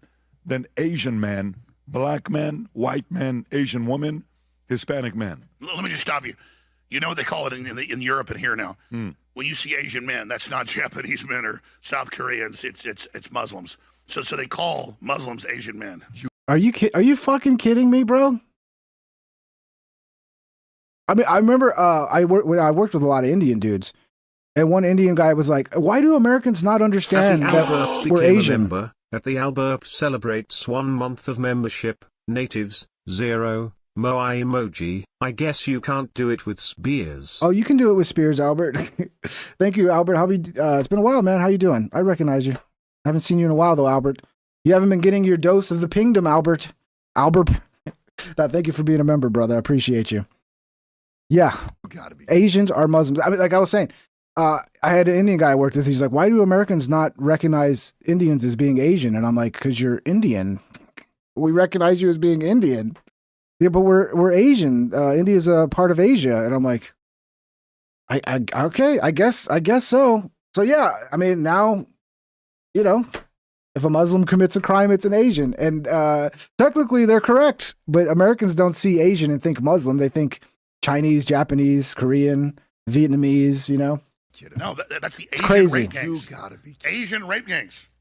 I was about to say, why are Asians on Yeah, this so list? all the time they say when there's a murder or something that it's a white guy, even though in the mugshot it's a black guy. The way they do that to cover up for Muslims is they call them Asian men if they are Pakistani or Muslim Indian or any of that. Or Arabic. Can you check to see if somebody in Grok asked, what does Asian man mean? And if it doesn't, you ask. And then if you can play that clip. But look up what are Asian grooming gangs. It's the same thing. Yeah, no, I'm trying to find out how that chart put Asian man and Asian woman. That's what I want to know. They're so sneaky. It's so easy to lie with stats and mislead with stats, dude. So easy. It's like, oh, well, how do we make this more politically correct? Okay, we call them Asians. And then even Muslims aren't going to understand we're talking about them. And they're oh, that's so fucking dirty, dude. We know about the Asian grooming gang. We know about the Pakistani. We know about the inbreeding. I want to know what they mean by Asian man. Oh, you're right. What demo? Good question. What demo do you mean? Does it mean Asian men when they say Asian men? Yeah, that's fine. I am so curious. Well, it's going to take a minute for Grok to respond. I don't know Grok knows this yet, but you can separately ask everybody or ask it, what demographic has the lowest violent crime? It'll tell you Asians in general. So how is it suddenly Asian men are up at the middle? That I believe is like in Europe. It's coming over. Is what they call it. Rob, go back to the clip of the guy, the shooter. There are some people, some immigrants we don't complain about. Asians are one of them. Okay, because the women are beautiful. I don't know. You know, people love Chinese food. They love kung fu. And they tend to be really smart and actually like very helpful in society. But they should still come in legally, which they mostly do. That's the other thing, right? God, I just wish more people could be like Asians. Like the real Asians, not the fake Muslim Asians. To see the ending of that clip, it's disturbing. But if you can go back to it, if you just go on Alex's Twitter account, you'll see it. Real Alex shows. There you go. Go for it. And go to 30 seconds. Oh, this again.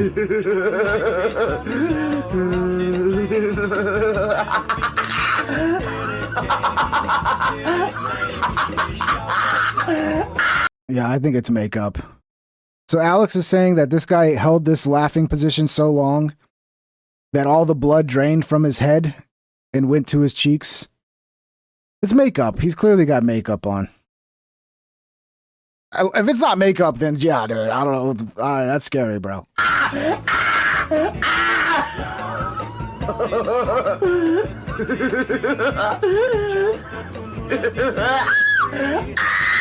this person on a bunch of hormones. Stuff makes them even more psychotic and give them a gun. Unbelievable. This can be prevented, but it's all politics. They can't stop. They take these people that are already autistic and give them the worst possible stuff. And I'm sure they'll probably blame this on Mossad soon, and because the Charlie Kirk's killer. There's no trans people killing anybody. It's all Mossad. Let's go to that. Tyler Robinson, the roommate, the furry roommate. Oh yeah, that guy's been spotted in public. Lance, whatever the fuck, Lance Briggs. At Spocko2181 super chatted $9.99. In America, Asian means East Asian. Good. Okay, I have a response to that. Next time an Indian guy asks me, he goes, "Why do you stupid Americans?" He didn't say it that way. He's actually a nice guy. We worked together for a few months, pretty closely. He's the one that taught me how good butter chicken is. Butter chicken's fucking amazing. Okay, I'm sorry. Look, I know there's a lot of shit to talk about the Indian population, but butter chicken, man, whew, that shit is great. But yeah, so I got the response next time, Spocko. I'll be like, yeah, what we're talking about specifically is East Asians. From whatever you Thank want you, to call Spocko. it. I don't know if you saw this or not. He was found in Dallas. Do you have that story, Rob? If you want to find what happened there with Tyler, I'm sure you got some thoughts. What's going on there? I mean, I saw it, but recap it for the viewers. Yeah. What is the latest? What is the latest you know of what's going on there with the individual that killed Charlie Kirk? Well, the reason I asked, I saw this last night about, quietly living in Texas. And I mean, from all I've seen, it looks like an accomplice. Why aren't they being charged? What do you think? Trans lover of Charlie Kirk, alleged assassin spotted after going into hiding. Moving out of state, go a little bit lower, Rob. Go a little bit lower. The trans lover of Charlie Kirk's assassin, quietly Texas, 6 months after his partner charged for shooting right-winger influencer. Is this New York Post? Yes. And interesting that New York Post writes it that way. Lance Twiggs, who authorities refer to using male pronouns, has fled his hometown of St. George. Twiggs, 22, spotted with long, unkempt hair, a Taco Bell T-shirt. Go a little bit lower. Is that the same furry guy? Is he working at Taco Bell now? That's the original photo of. Okay, go a little bit lower. So now he's back to being a man. He's back to being a man. He's going to Taco Bell. Is it Taco Bell or Del Taco? What does it say at the top? That is a Taco We don't have Del Taco in Texas, fuckhead. Bell. Taco Bell. Taco Bell. Do we? I don't know. Maybe there are. Where I'm from, there's no Del Taco. All right. I don't know how I feel about that. Go a little bit lower. Go a little bit lower, Rob. Even lower. A little Anything bit else? lower now. A little bit Twiggs lower is on now. charge with crime authorities indication. Okay. Where are you at now? It's been months since his shooting. To me, he was number one draft pick. I don't think anybody was above Charlie.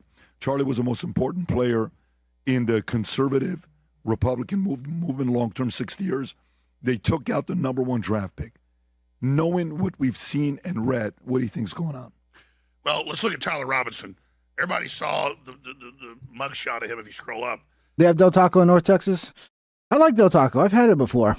I would like to have Del Taco where I'm from, so I have multiple options other than Taco Bell. To be honest, I don't know. Taco Bell's kind of ruined everything. There should be a taco place where you could get old school, really good crunchy tacos and chalupas and just old school basic fucking Tex-Mex. Because Taco Bell's kind of fucking ruined it and turned it all into paper. It's all paper fucking food, bro. Not even real. And he looks like a pretty normal guy.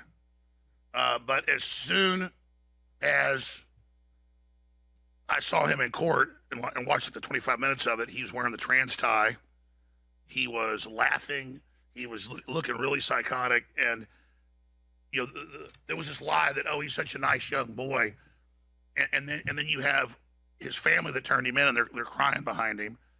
And then you have all these leftists in the town saying, when Charlie comes here in a few days, he's going to be dead. And then as soon as the shot fired, a bunch of liberals go, yay, great job, and stand up while everybody else is running. And then you've got this famous leftist activist down there saying, I say it's paper. I am the Buddha because a lot of it has a quality that resembles paper. When you get it right off the bat, it actually it's got a little bit of a paper resemblance, but it's not much. But let it sit for 30 minutes and then try to eat it. It's like you're eating paper. It's just the fuck. I shot him, and he told the police I did it so our guy could get away.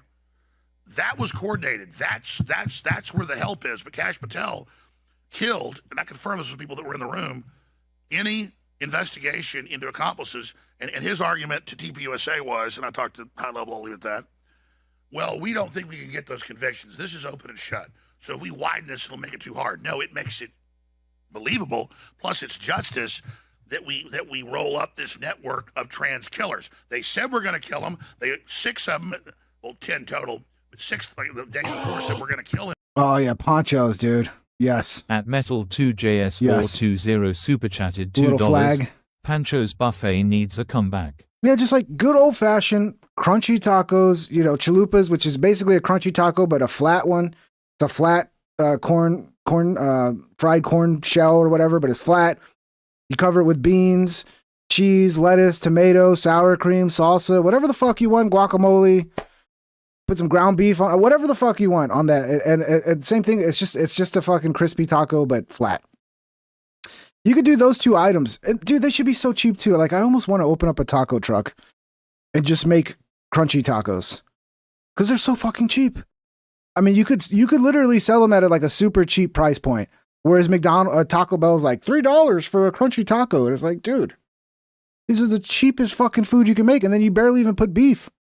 They put like a little sprinkle of beef on the bottom it's like nothing. You bite into the taco, it's all lettuce and fucking, I don't know, man. Even the simplest things that should remain good because they're so simple and hard to fuck up, they find a way to fuck it up, you know, in a way that makes them more money, obviously. But I've been seeing Taco Bell used to be really busy. I've been seeing like when I drive by Taco Bell, there's like no line. So maybe people are finally figuring it out. At Metal2JS420 super chatted $2. Hell yeah, bro, raise the flag. Is Poncho still around, bro? The thing about where I'm at in San Antonio, Texas, like there's so much Mexican food. It's hard to compete. Ponchos. Yeah, there's a Ponchos. Where's this one? Historic Highway 90. Yeah, so Ponchos is still around. It's hard to compete in where I'm from, dude. It's just there's so many Mexican restaurants. And when he comes here, within minutes they said, see, he's dead, we told you. He had all these helpers there in the crowd. And then by limiting it and not bringing the stuff out, it allows people to push the idea that, you know, somebody else did it, which I have seen some weird stuff happen. There was a lot of bizarreness that day. I'm not saying it shouldn't be investigated, but overwhelmingly, we have these trans people out killing folks, evidenced by what we just saw in Canada. And in the last year, every confrontation I've had at a restaurant or on a hike and bike trail or on the streets of D.C. that we caught on tape is a trans person, and they never look like actually a real woman. They look like some crazy dude with sunken eyes, with Bozo the clown hair, comes over and threatens to kill me. And a guy in D.C. say, Charlie Kirk's gone, he got it, you're next. And he's going around me super fast in one of those mono wheel things, whatever those things are you stand on. Yes. And he's going like 30 miles an hour, almost hitting, 25 miles an hour, almost hitting people and swooping it out of traffic and coming back around me and threatening us. And I've had another one in a restaurant. I was working late, about 10 o'clock, pulling by myself. I go in the restaurant. I'm sitting there eating. This trans guy jumps up and says, get him out of here. Screw you, Alex Jones. We're going to get you. And I'll be honest, when I ate out with Alex, I was worried that was going to happen. I was with Jimmy, my producer for the other content I make. And yeah, I remember we went to this, I don't even remember what the place was. It was like a fancy, kind of like a seafood place. And I remember we walked in there and Alex was like, yeah, Rogan comes here all the time. But when Rogan's here, he sits in the back in his own little private room. And I was like, fuck, I hope we don't have, but no, I guess he was a regular there. Everybody left him alone. They were super nice to him. I was worried about that because, you know, when you're walking around with Alex Jones, you never know when you're going to run into some deranged fucking leftist who's just going to be like, wah! Ended up grabbing him and dragging him out. And I said, I'm still getting my food to go and left. I'm in on the hike and bike trail. Had one of them come and say, we hope you and your family die. So I personally, they all think we're hurting them. They all think that they're unhappy because of us. No, you're unhappy because you're taking a bunch of dangerous hormones in a weird cult. And so just... What kind of question's that, Nick Turner? What does Alex's breath smell like? I don't remember smelling his breath. That's a weird question. But I would imagine at that time it probably smelled something like Jameson. Some sort of alcohol. Anecdotally, those were his drinking days. Do I believe this guy killed Charlie Kirk? You bet your ass he was at least there. You bet your ass he's on video going through the hallways, down the stairs, and people are like, oh no, that's not him. He's a good boy. Or other people make an AI composite of him. People go, oh, that's AI, so all of it's fake. Well, we'll see. I know the government's corrupt. I know they put on show trials. I've been through a couple of them. But I really find it hard to believe they've got his family and everybody else and all the rest of it. And then he comes in with his trans tie looking like a Jeffrey Dahmer 2.0. So I don't know if you can pull up the footage of Tyler Robinson in court. And it's pretty creepy. I haven't been covering Candace Owens in a while, but Candace is still fucking crazy, bro. She's like getting even crazier now. I mean, what's the latest? She's accusing Erica of like grooming a 15-year-old kid. And they're doing the usual, just like picking and choosing little pieces and kind of not presenting the full context and then spinning a story around it. But I saw this lady did like an 11-minute video. I should have saved it, but it was kind of boring. It's funny, like it's not boring when people just make shit up and you know, go full attack with bullshit. Like that's not boring, but when people do the correction and like try to actually provide the full context so you can understand the reality of it, like that's usually boring. That sucks, and that's kind of how the world is right now. That's why, like, every time that like the crazy salacious lies, like they go viral, and then the correction that comes later that provides the full context and kind of pulls everybody back from the abyss, that doesn't go viral. So people just go around believing what they want to believe. But yeah, that was all shit like that was cherry picked out of context. A lot of it was like that chick. So Erica Kirk was a model at the time, and that chick really looked up to Erica Kirk, the 15-year-old. And she was essentially like stalking Erica Kirk. And like the messages where they're saying Erica Kirk said this or that, it wasn't even Erica Kirk saying it. It was the 15-year-old girl saying it. So yeah, I mean, yeah, who cares about the larger context though? Oh yeah, she's grooming 15-year-olds. Yeah. I mean, What's the trans tie? Yeah. You said trans tie. That's the trans colors. That's the trans tie. Got it. So he's representing. Absolutely. I mean, that's the exact color, the exact stitching of it. Yeah, that's all old news, man. We covered that when it happened. What we got next here? Alex Jones drops nuclear bomb on the Sandy Hook lawsuits and the bankruptcy court's collusion with the Onion and Sandy Hook families. Both state and federal courts violated Jones' civil rights. No shit, bro. Really? At Freeman 3 super chatted $2. Freeman? Owens is stuck on stupid. Yeah, she's lost the plot, bro. But she's convincing a lot of people. She really is. A lot of people are just like, Erica Kirk is such a blah, blah, blah, blah, blah. They just run with conspiracies like fucking, and then everybody just runs with it because it's fun and they believe it. And it's like, I don't know. I don't like having to defend Erica Kirk, but it's like, I mean, I prefer truth. I prefer reality over the fun fucking narratives that get everybody worked up. But, yeah, like, I don't give a fuck about Erica Kirk. But I'm not going to fucking sit here and lie and fucking play the game for views like Candace does. And yeah, no shit, dude. So look, this is looking good to me. Lawsuit could unwind all the judgments against Alex Jones and InfoWars, which is always what I claimed. And thank you, Framing for the 2. I always said at the beginning, like, how does this hold up? There's like no way this holds up. But yeah, it has, because it's all a bunch of crooked fucking, the judge is crooked, everybody's crooked. But at some point, they're going to get this in front of somebody who's not crooked and they're going to drop this shit. It's just no way. There's no way they're not going to drop this shit. It's fucking ridiculous, dude. Our listeners know the incredible 6-7 year saga of the deplatforming, the demonization, Bloomberg's gun control group being behind it. They raised with their Sandy Hook charities over $300 million off of my name, saying I was persecuting them when I wasn't. They then sued me. They had 2 political judges default me, saying I was guilty, didn't comply with discovery. In our lawsuit, we showed none of that's true. And then we show how the Justice Department was involved with their chief counsel in Connecticut. They admit going and setting up the suit, recruiting the people. And then all the things that happened after that, particularly with the judge in Connecticut. And that's the basic conspiracy against rights. And when people team up with the state to deprive someone of their rights. And we've seen this with Mike Lindell last year. He was defaulted by the federal judge in Minnesota. Anybody can type in, judge finds Mike Lindell. Yeah, MMAKO, he says, Owen been at war on X about Erica. Yeah, I see his post. I follow Owen. I disagree with him. He's welcome to have his opinions. I can't agree. Everybody I like, we're not going to agree on everything. But yeah, I mean, a lot of people are running with the Candace stuff. Good for them, you know? Good for them. But yeah, people do that all the time. They go like, oh, Tucker Carlson said this. Do you still think that now that Tucker Carlson said this? Like, yeah, I don't agree with Tucker Carlson. Just because I like somebody doesn't mean I have to agree with them on everything. This is the world we're in now.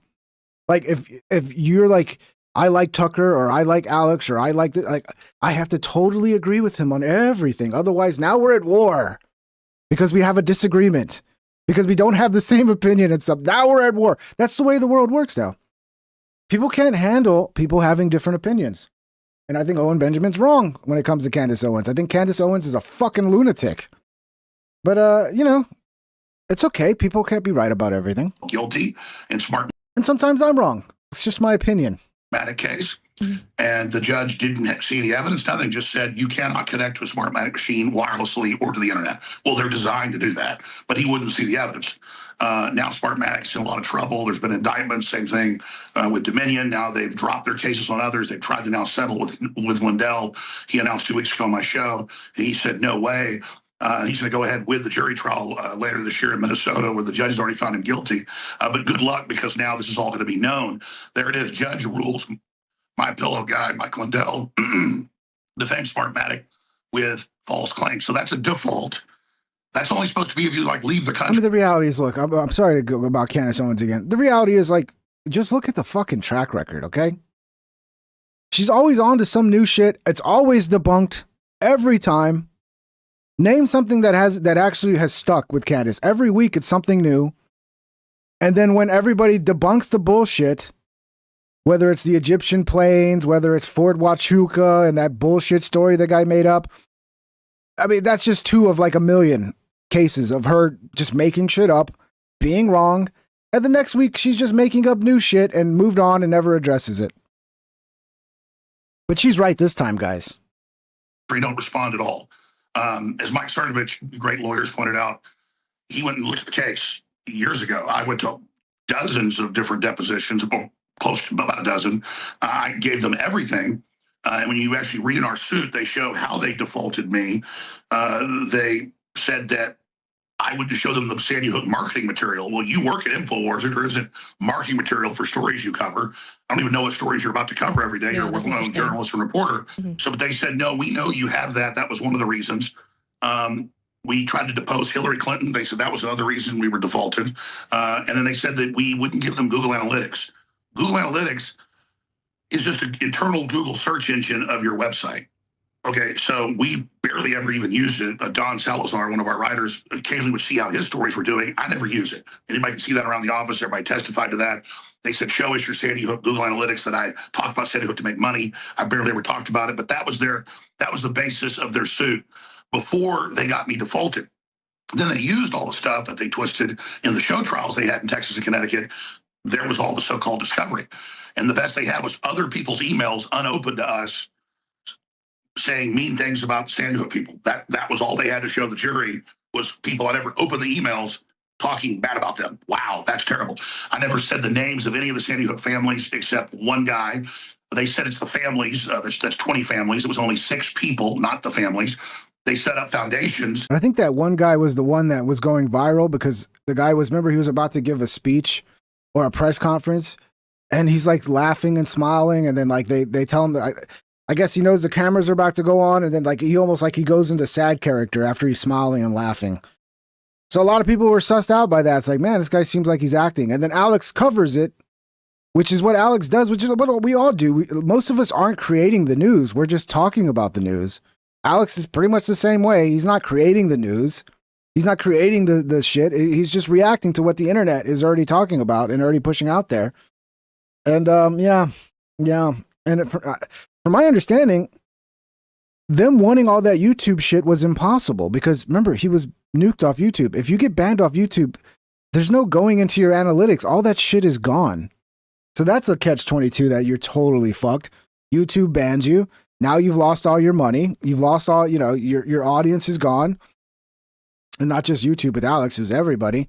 And then you get sued. And what do they want? They want data from YouTube that you have no access to. And then now you don't provide it, you're defaulted, and now you owe $1 trillion. But again, all for covering something that the whole internet was talking about. It's over $300 million off of my name. It turned out the Justice Department funded the lawsuits to the exact amounts they were being billed to them with grants. each time they were going to trial. So this is all in this lawsuit. And so when you read, it's called a counterclaim because we're already in a lawsuit with them. We've already filed one against them in the bankruptcy court, but this is amended with all the information we learned in the depositions with them in the last year and a half to great expense. And so this goes into all the different things that went on. The lawyers from the Paul Weiss law firm and others openly saying from the Koskoff firm and from the other Bankston firm that we don't want money. We want him off the air. We never want him to be able to do it again. We want to use him as patient zero to do this to other people. And now they've done it to Giuliani. They've done it to Mike Lindell. They've done it to countless people that are now totally vindicated on the Smartmatic and Dominion area. Mike Lindell, the next governor of Minnesota. You think we can pull it off? I mean, if we get the SAVE Act passed, which it looks like we got enough votes to get it passed, we just got to do that standing filibuster and then somebody from the Democrats has to continue talking forever. And the moment they stop talking, then the bill passes pretty much is from what I understand about the standing filibuster. So yeah, if we get the SAVE Act passed and we make sure there's no illegals voting, and there's other things to do too. Like we need to have paper ballots. Honestly, I think that we should just federalize elections to fix everything because these states can't be trusted to run fair elections at this point. So we should federalize it. Don Lemon pleads not guilty in connection to the storming of a church in Minnesota. Dude, you should have took a deal. I don't know, maybe they'll get a jury pool that's going to be sympathetic to him, but he should have just taken a deal because I think the evidence just speaks for itself, dude. He buried himself with his own evidence. The process is the punishment with them. Okay, this is left ear only for those of you guys. Because this happens every time. They'll be left ear only and somebody will be like, I don't hear it. I don't hear anything. Well, it's obviously they have only their right ear in or something. I don't know. Left ear only if you're not hearing the audio. And like all of you here in Minnesota, the great people of Minnesota, I will not be intimidated. I will not back down. I will fight these baseless charges, and I will not be silenced. Yeah, they're going to turn him into some sort of civil rights hero now. Yeah. Breaking: Don Lemon and anti-ICE agitators who stormed a Minnesota church are being arraigned in court today for conspiracy to deprive rights. William Kelly is among them, one of the most notorious professional agitators who is well-funded. Lock him up. Let's see this. Says 3 of those people. By the way, we're 70 likes to see, if you guys enjoying the show. Please smash the thumbs up if you haven't. If you've already done it, okay, you don't got to do it. But if you haven't, it'd be appreciated. Smash the thumbs up. And links in the description, all that stuff, guys. Thank you for the support. Were the ringleaders, accusing them of planning the riot. Now they are charged with conspiracy to deprive rights, a federal crime. One of them right here, William Kelly, was on camera saying this. As you can see, all these pretend Christians, all these comfortable white people who are living lavish, comfortable lives while children are dragged into concentration camps. In another life, that guy could have been a WWE character. He's got that WWE fucking voice, bro. He's got that shit down pat. Well, last month, agitators shouted at churchgoers there in the middle of services. Protesters targeted this church because one of the pastors works for ICE. Former CNN anchor Don Lemon, who was live streaming, is also going to be arraigned today. He said he was covering this as a journalist, but prosecutors say he knowingly joined the mob. Meanwhile, Operation Metro Surge here has ended in Minneapolis. Border Czar Tom Homan making that big announcement yesterday after what he called unprecedented support from local and state officials. He said he accomplished exactly what President Trump sent him here to do. In Minneapolis to do 3 things. De-escalate, done. Take public safety threats off the street, over 4,000 illegal aliens were arrested, done. Gain cooperation from state and local law enforcement. And Mayor Fry posted on X, this operation has been catastrophic for our neighbors and businesses, and now it is time for a great comeback. We'll show the same commitment to our immigrant residents and endurance in this reopening, and I'm hopeful the whole country will stand with us as we will move forward. Holman says a complete drawdown is going to continue into next week. Meanwhile, those officers that were here on detail are going to be sent back to their home stations or other places in the country where they're needed. Dana. Okay, Brooke Taylor in Minneapolis. All right. Well, you know me. I want to see Don Lemon in jail. And I want to see him in jail doing his live streams. I want to see content coming from the jail or the prison, wherever he goes. This is wild. Ilhan Omar calls to execute President Trump. These are the types, dude. The Keith Ellisons, the Frays. I mean, Maxine Waters. They're the ones that would probably be the type to be like, oh, okay, children, go ahead, go lynch the population of Nazis. We need to get rid of these Nazis, children, and unleash the American Red Guard on us. They're fucking crazy. Democrat Congressman Ilhan Omar called to execute President Trump last night in a deeply unsettling tweet. The leader of the Pedophile Protection Party, this is Ilhan Omar, is trying to deflect attention from his name being all over the Epstein files. At least in Somalia, they execute pedophiles, not elect them. Yeah, sounds like you're calling for Trump to be executed to me. Just say RNC Research. I wonder who wrote this. This looks like an article, right? Yeah. Omar defends Somalia, which has one of the highest child marriage rates in the world, with the latest data showing 16% of girls being forced to marry before their 15th birthday. I wonder what the percentage is in America. Probably less than 1%. Probably basically zero. But yeah, let's look up to Somalia, right? Let's look up to them. They're doing such a great job with their country, right? Right? Yeah, this is not the first time Omar has praised foreign countries while disparaging the United States. Omar defended Iran, saying no one is attacked or has attacked Americans, which was false. Omar claimed under President Trump, America is turning to one of the worst countries in the world. Somalia, yeah, well, I don't know if it's under Trump. We're definitely getting worse. And, but see, I think we would have different conclusions as to the cause of that. Because I would say you're part of that, part of why it's getting worse. Ilhan. Somali Prime Minister Hassan al-Khair said, the interests of Ilhan Omar are not of the American people. The interest of Ilhan is that of the Somalian people in Somalia. I mean, this is a Somalian prime minister saying that. Omar was literally kicked off the House Foreign Affairs Committee. Omar downplayed the terror attacks on 9/11 by saying some people did something. Omar's comments are repulsive, undignified, and blah, blah, blah, blah, blah. Yeah, I mean, that's insane, bro. She's going to say, of course, she'll say, that's a lie. I never called for I just said that they execute pedophiles in Somalia. I didn't say that we should execute. It's very clear what you're doing. It's very clear the game you're playing here. And, I mean, what's going on? Like, isn't the proof that she basically forged some bullshit to get in, to become a citizen, to get into this country? Why is she still here? Just because she got elected to office, we can't remove her? I mean, like, if she's here illegally, and she broke our laws and committed fraud against the United States government, she should probably be deported back to Somalia. This is one of the most cringe videos I've seen in a long time. The Hassan Piker fan that debated Destiny 30 minutes ago got into a fight and then arrested. Just remember, when you're on the internet and somebody's like screaming at you in the comment section, calling you a Nazi and a right-wing chud and a this and that, this is who's doing it, okay? It's just Sorry, let me turn the volume down on this one. Jesus Christ. Dude, actually, all you do, you said you would cower instead of standing up for your values. You're a fucking pussy, bro. How about you hit the fucking gym and some fucking bitches? Bro, look at your arms. You're a bitch. Whoa. Don't fight. Whoa. Fucking push me. Oh, he's a Kung Fu guy now. He's a Kung Fu guy. He went flying so far just from the tiniest. How about you hit the fucking gym and some fucking bitches? Bro, look at your arms. You're a bitch. Yeah, I mean, he went flying pretty far from that wasn't even much of a shove. You shove me like that, I'm barely gonna move. Okay? Barely gonna move. Whoa. Don't fight. Wait, you ready for the Kung Fu? Whoa. Fucking push me.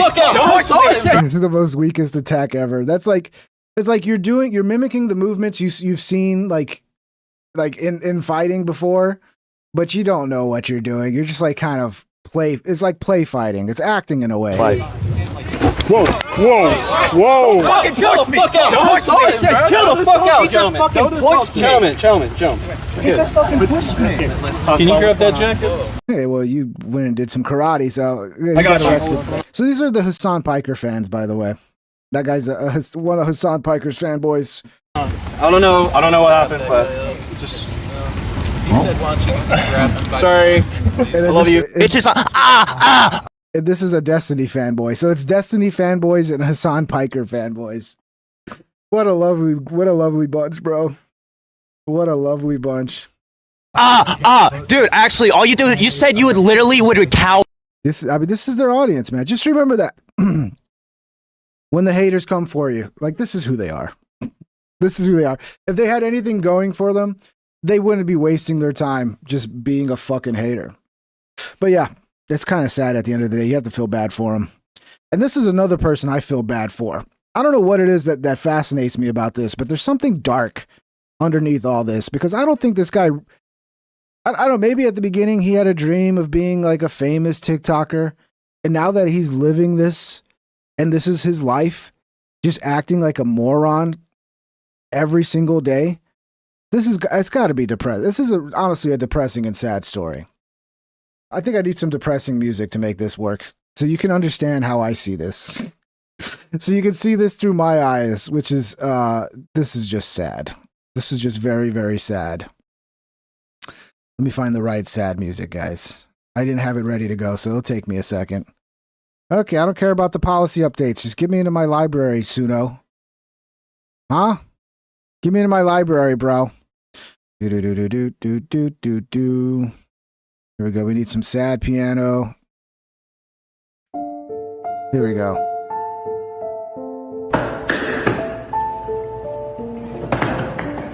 He had a dream of becoming a famous TikToker.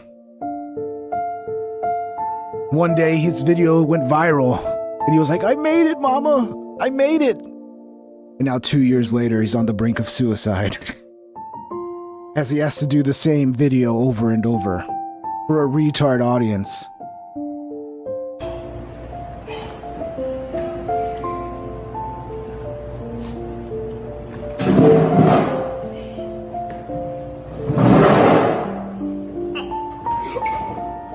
And it's literally the same video. His reactions, his mannerisms, it's the same thing every time.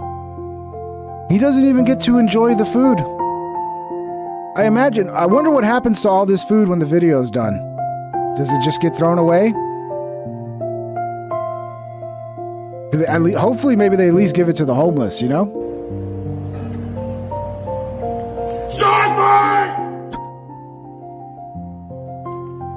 This poor sad man. You see it for a moment here. The happiness, the fake happiness slips, and you see the reality where he goes, my God, what happened to my life? I used to be somebody. My God, I was the top recruited running back in my state. I was going to go pro, and then I tore out my ACL, and now look at me now. I'm a fucking joke. Everybody laughs at me. I'm the shark bite guy.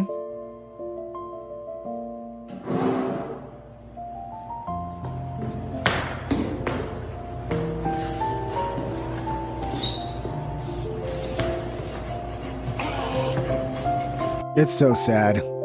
Adele It really is. 67 super chatted $20. Nothing behind the eyes few. He's a prisoner of what he once wanted. Yeah, it's exactly it. Like, thank you for the 20, El Jefe. It's very generous. Much love, El Jefe. Hope you're doing good. It is really sad because this is life. Like, people have a dream. And it never, when you achieve your dream, it never is what you thought it was going to be. So it's always just so depressing. And life just, a lot of these people don't live very long. They achieve this massive dream and then they realize, oh, doesn't even make me happy. In fact, it makes me sad. It's nothing like I thought it would be. And now I'm trapped in this nightmare, having to recreate the same video over and over and over and over. And if I miss a day, my God, I get less views. Sponsors drop out and I have to do this every day, Monday through Sunday. I don't know, man. I don't know. You'd be happier working at a warehouse, bro. At least you'd be getting some workout. You know? It's sad. It really is sad.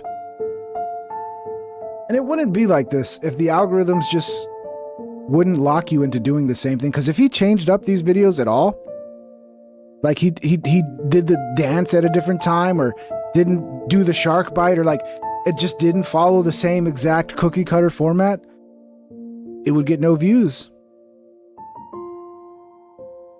It's funny how they do that, right? It's like almost like they don't want you to be creative and come up with new ideas. No. We want you to be stupid person over and over and over again. Just do the same stupid thing over and over again until I don't know, we lose interest. And then you can go back to your shitty life. 82 super chatted $5. Maybe he's putting his money in the S&P. I hear it's over 7,000. I doubt it, bro. I don't know. I doubt he's investing his money. By the way, the other sad part is this is TikTok. It's fucking TikTok, bro. How much money do you think he's making? The ad rates on TikTok? What? Maybe he has sponsored deals, like there's a sponsored LinkedIn. I don't know. But the saddest part about TikTok is people are doing this for no money. Like if the dude was getting rich, I'd understand it. He might be. I don't know. Maybe I don't understand TikTok anymore, but I know there's a lot of people getting a lot of views on TikTok, not making any money. They're just doing it for the clout, for the attention. It's not. I'm telling you, this is a sad story, guys. Yeah, make sure to end it with the it's good at the end, so that everybody can think that black people are stupid. We know they're not. Black people are very intelligent. But he's putting on like a dumb, it's kind of racist. It's like kind of racist against black people. How Democrats view people in 2026 because they don't know how to get an ID to vote. Young black kids growing up in the Bronx who don't even know what the word computer is. They don't know. They don't know these things. And I want the world open up to all of them, because when you have their diverse voices innovating solutions through technology, then you're really addressing society's broader challenges. Young black kids growing up in the Bronx. I mean, that is kind of how the Democrats see black people. I think this is a pretty accurate representation of how Democrats in their mind see black people. Of course, we don't see black people that way here. We absolutely know that black people are just as intelligent as us. And man, they're pretty fucking athletic too. Ain't that great? It did kind of suck because it takes away, like I would have liked to have been a basketball player, but no chance for me. I can't compete with that. Not my 5'9" ass. Yes, I'm 5'9". Fuck you if you say I'm not. Okay. This is great. This is my favorite. Like I'm telling you, the AI videos, they're actually getting fun now.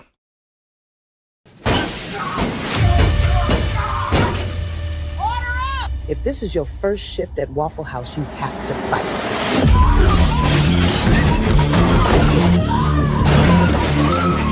Y'all gonna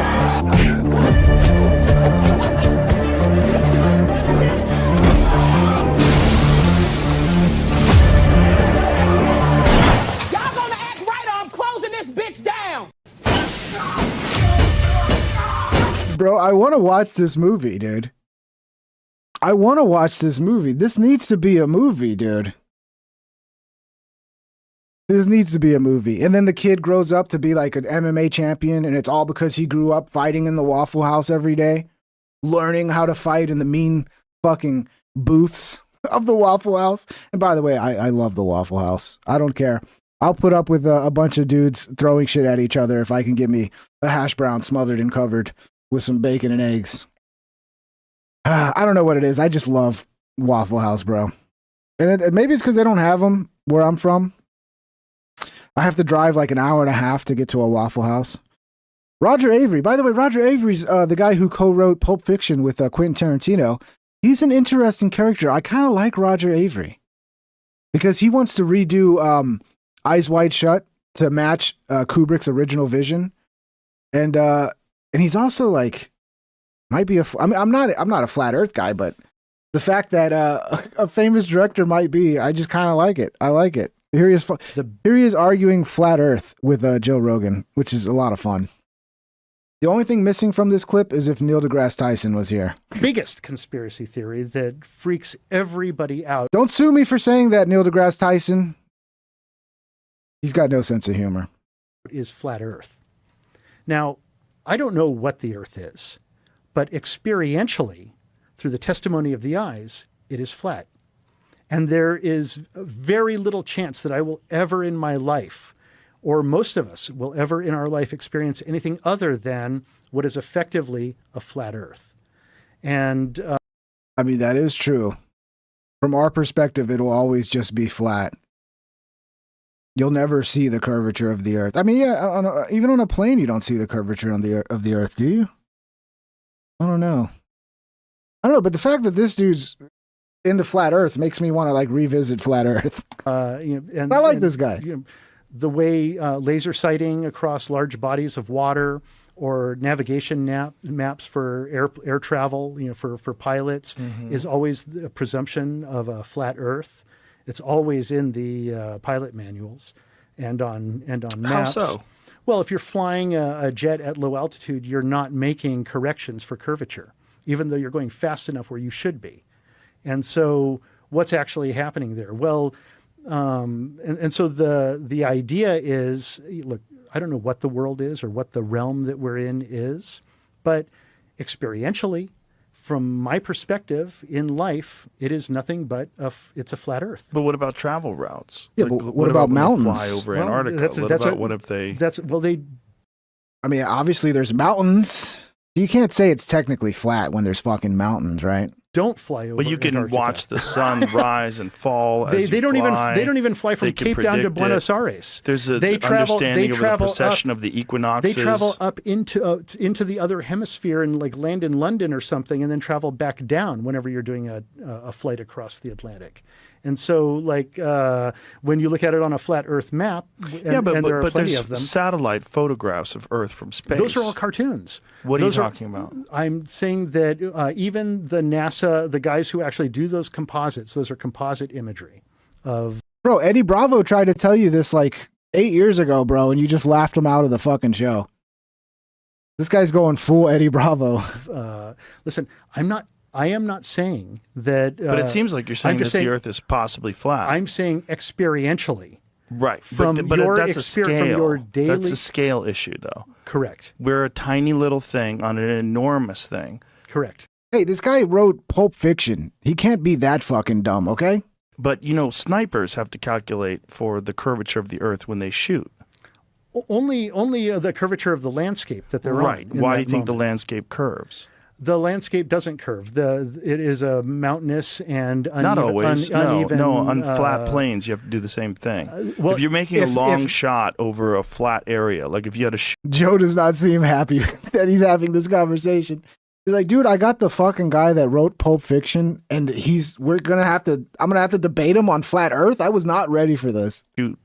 Well, then why don't pilots make adjustments? I'm not a pilot. I don't know, but I do know that when you look at maps always the film say, from the space station, presume a flat Earth. When you look at the film from the flat space surface. station, you see. Apparently, they're bringing back the Brad Pitt character from the Charlie Manson movie, Once Upon a Time in Hollywood or whatever, and he's the writer of that. I'd like to watch it. What's the dude's name? Bert something? The Brad Pitt character. Anyway, yeah, I don't know if it's a Netflix series or a Netflix movie, but it's Netflix. I saw a trailer for it. An Earth that's not just round but spinning. I see. The space station, the International Space Station is actually not high enough to see curvature, and what you're seeing is the lens distortion. And it's not high enough to see curvature when you look out into the horizon? It's actually even like it's very, very close to the. Let's look at footage from the space station of Earth. So when you see satellite images that are taken of the Earth, you think they're lying? You think there's this grand conspiracy to piece all these pictures together and turn it into a circle instead of have it flat? All I'm saying is that's the fundamental conspiracy theory that unravels everyone.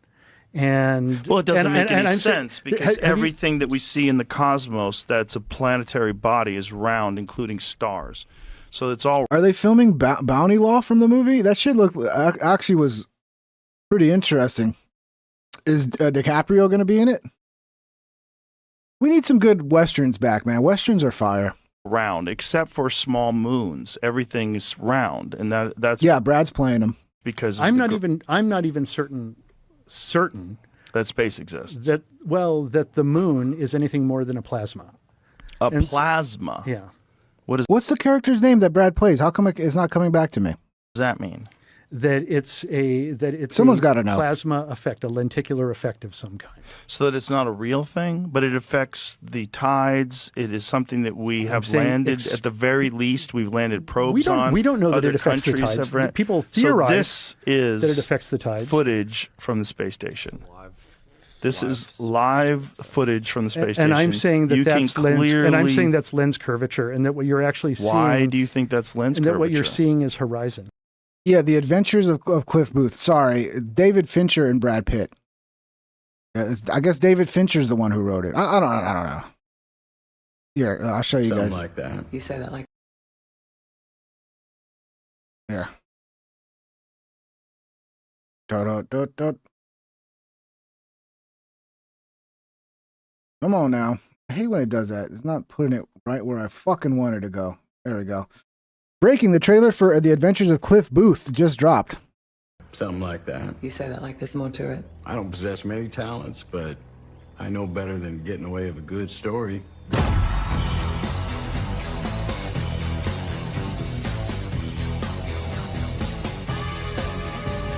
So yeah, it's coming back. Looks like it's probably just early in the production. It's not AI, was it?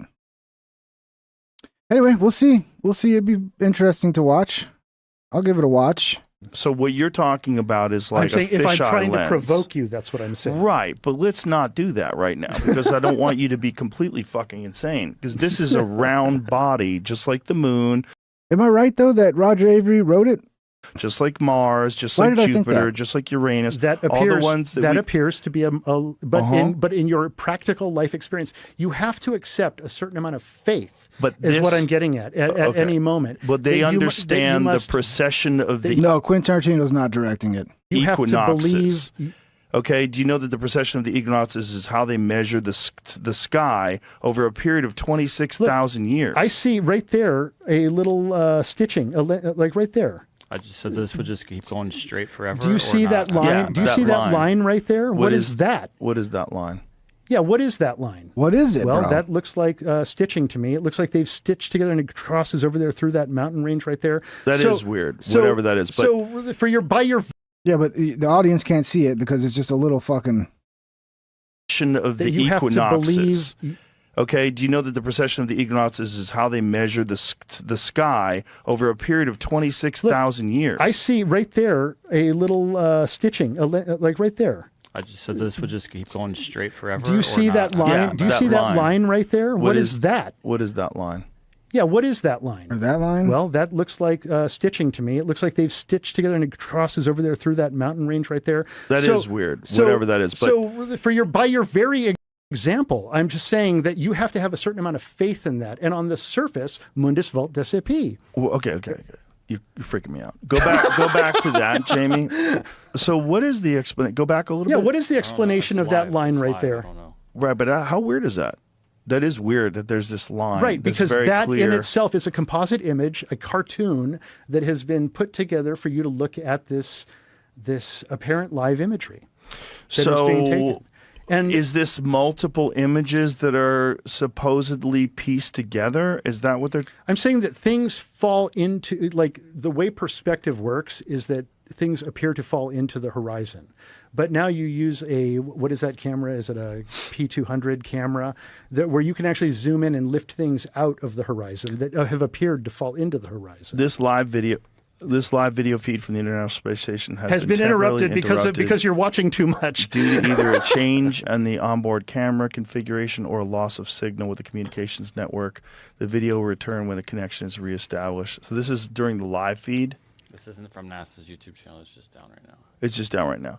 Okay, so you're saying that this is like a fisheye effect of a lens. Yeah, I'm saying potentially. I'm saying that, and that we can even see that whenever they're You back to be JCD 780 says, "All right, I'm back in. Earth is flat." Dude, the problem with the flat Earth shit is like it can be convincing, but yeah, I believe that we do live on a ball. It's just so fucking big, you know, that it's hard to see it unless you can get far enough away.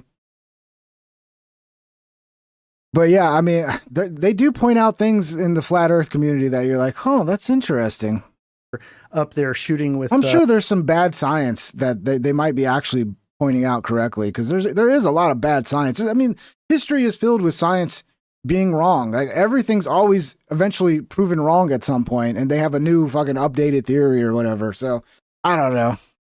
Cameras outside. You're like, oh, there's the But do you know how many people- there's the curvature, and then every now and then the camera turns and it inverts for a moment, then it goes back down. I've never seen that. I watch a lot of NASA stuff, and listen, I'm not saying that we're not living on a globe, or at least an oblate spheroid, as Neil deGrasse Tyson says. But have you ever noticed how spasticated that guy gets whenever? Yes, Roger, please. Let's talk some shit about Neil, please. Please. You throw out the word I love flat it. Earth, he flips out like the way Robert De Niro flips out on like irrationally. He flips out. He flips out when you say that men can't be women, which is very weird. I'd play my edit of a Neil flipping out on Joe because he brings up flat Earth, but I had to remove it because somebody sent me a privacy violation request to remove the video. So yeah, I won't be playing that, but you can find it on somewhere on the internet. I'm sure somebody shared it somewhere. Yeah, exactly. And that they should be able to compete in women's sports, which is very weird. It's a very, like for a man of science, that's bonkers. Or that they should be able to go to jail, and that a sex offender, fucking who has insane. been, Not just that, but rapists. Yeah, who like people is have then raped put in jail children, with women, and it's then like, they have to pay for their electrolysis and breast augmentation, which is okay. At what point in time do you say that this is some sort of a bizarre agenda that you're trying to get us to accept something that doesn't make any fucking sense? This is only convincing if you have no intelligence. Okay, Michigan, explain to me. First of all, I'm not a flat earther, but there are things that they point out that are pretty interesting, okay? Like when they can film a boat that's supposed to be past the horizon, but if they use the right camera that they can continue to zoom in, you can still see the boat. It's like, oh, but that's because the lens curvature around the earth and whatever. It's like, okay, I don't know, but that's still, you would think you wouldn't be able to see it. You know, if something's on the other side of the mountain, you can't see it. But for some reason, if something's on the other side of the curvature and you shouldn't be able to see it, you're here and it's right here. It should be completely out of view, but then you zoom in and you can see it. I mean, I don't know. That's crazy to me. So much so that you're willing to house male prisoners in with females because they say they're a male with an intact penis. And then even if they get like female prisoners pregnant or rape them. We're all just trying to construct what reality is, and it tends to be a consensus of what it is. But, you know, there are fringes that on the ends that don't believe with what the consensus I says. understand, Are they wrong? But do you know how many people would have to be involved to promulgate this idea that there's a flat Earth and you got to cover up that thing and pretend it's round? And what's the motivation of covering up the fact that the Earth is flat? I mean, if we're really fundamentally getting down to it, it's about God. And it's about what is this realm that we're in, and are we part of creation? And you know, but why would it be more likely God if it was flat? Every culture throughout recorded history draws us in this kind of flat earthish environment with a dome, a firmament that covers it up until like when the 1930s or right, so. When they start making telescopes. Right. I mean, so this is a grand conspiracy. Like Galileo was wrong, Copernicus was wrong. All these people all didn't of know. recorded history is wrong. And I mean, the other option. I wouldn't say all of recorded history is wrong, but in my experience in life, now that I'm getting up there in age, I would imagine most of it is just narratives. Just the winners write the narrative, and maybe there's some truth, but context is left out. You don't really have a full understanding. You just have a narrative that, leans to one side or the other. So yeah, a lot of history, I don't trust it, dude. It's like when there's like really hardcore evidence that you can't dispute, great. But when it's just storytelling that I have to believe that they're telling the story and there's no motive to propagandize or spin a narrative to paint one side to be less bad or one side to be more bad. Like most of history is going to be filled with shit like that. Is that we are just specks of nothing floating around in an endless, vast nothing that goes on forever, and that you are completely. Well, apparently the aliens are out there, guys. We're going to get the aliens We're gonna get actually they're not they're underwater, the aliens. That's the latest, right? They got bases underwater. They're here. They're here, guys. So yeah, I mean that's the film. The Adventures of Cliff Booth. Bad Bunny just got hit hard. His Super Bowl halftime show lost millions of viewers right when he took the stage. Nielsen data shows a 7.7 million viewer drop from 135.9 pre-halftime to 128.2 during his set. Now, I did listen to some Bad Bunny not live, and even the Bad Bunny fans have to admit, like, his performance was fucking terrible.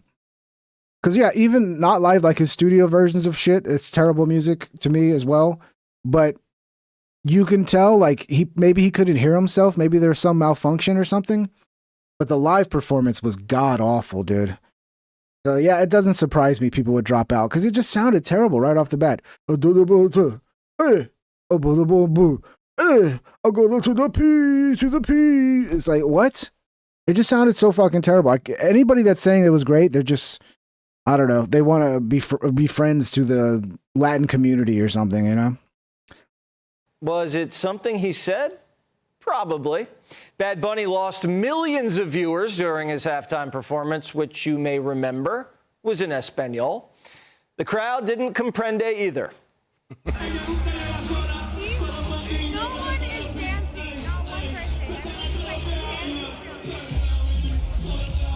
See, they're still making it about the fact that it's in Spanish, which I think is just, you're missing the reality of it. Maybe for some people, they just don't understand that musically it's just bad. It has nothing to do with that it's in Spanish. It's just musically shitty. That performance was musically terrible. It has nothing to do with it being in Spanish. Again, I'm going to bring this up.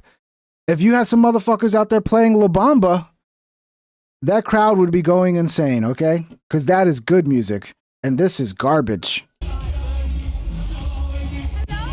Yeah, I saw a video where Nick was saying he liked it. I think Nick was trolling, guys. I don't think he actually did, okay?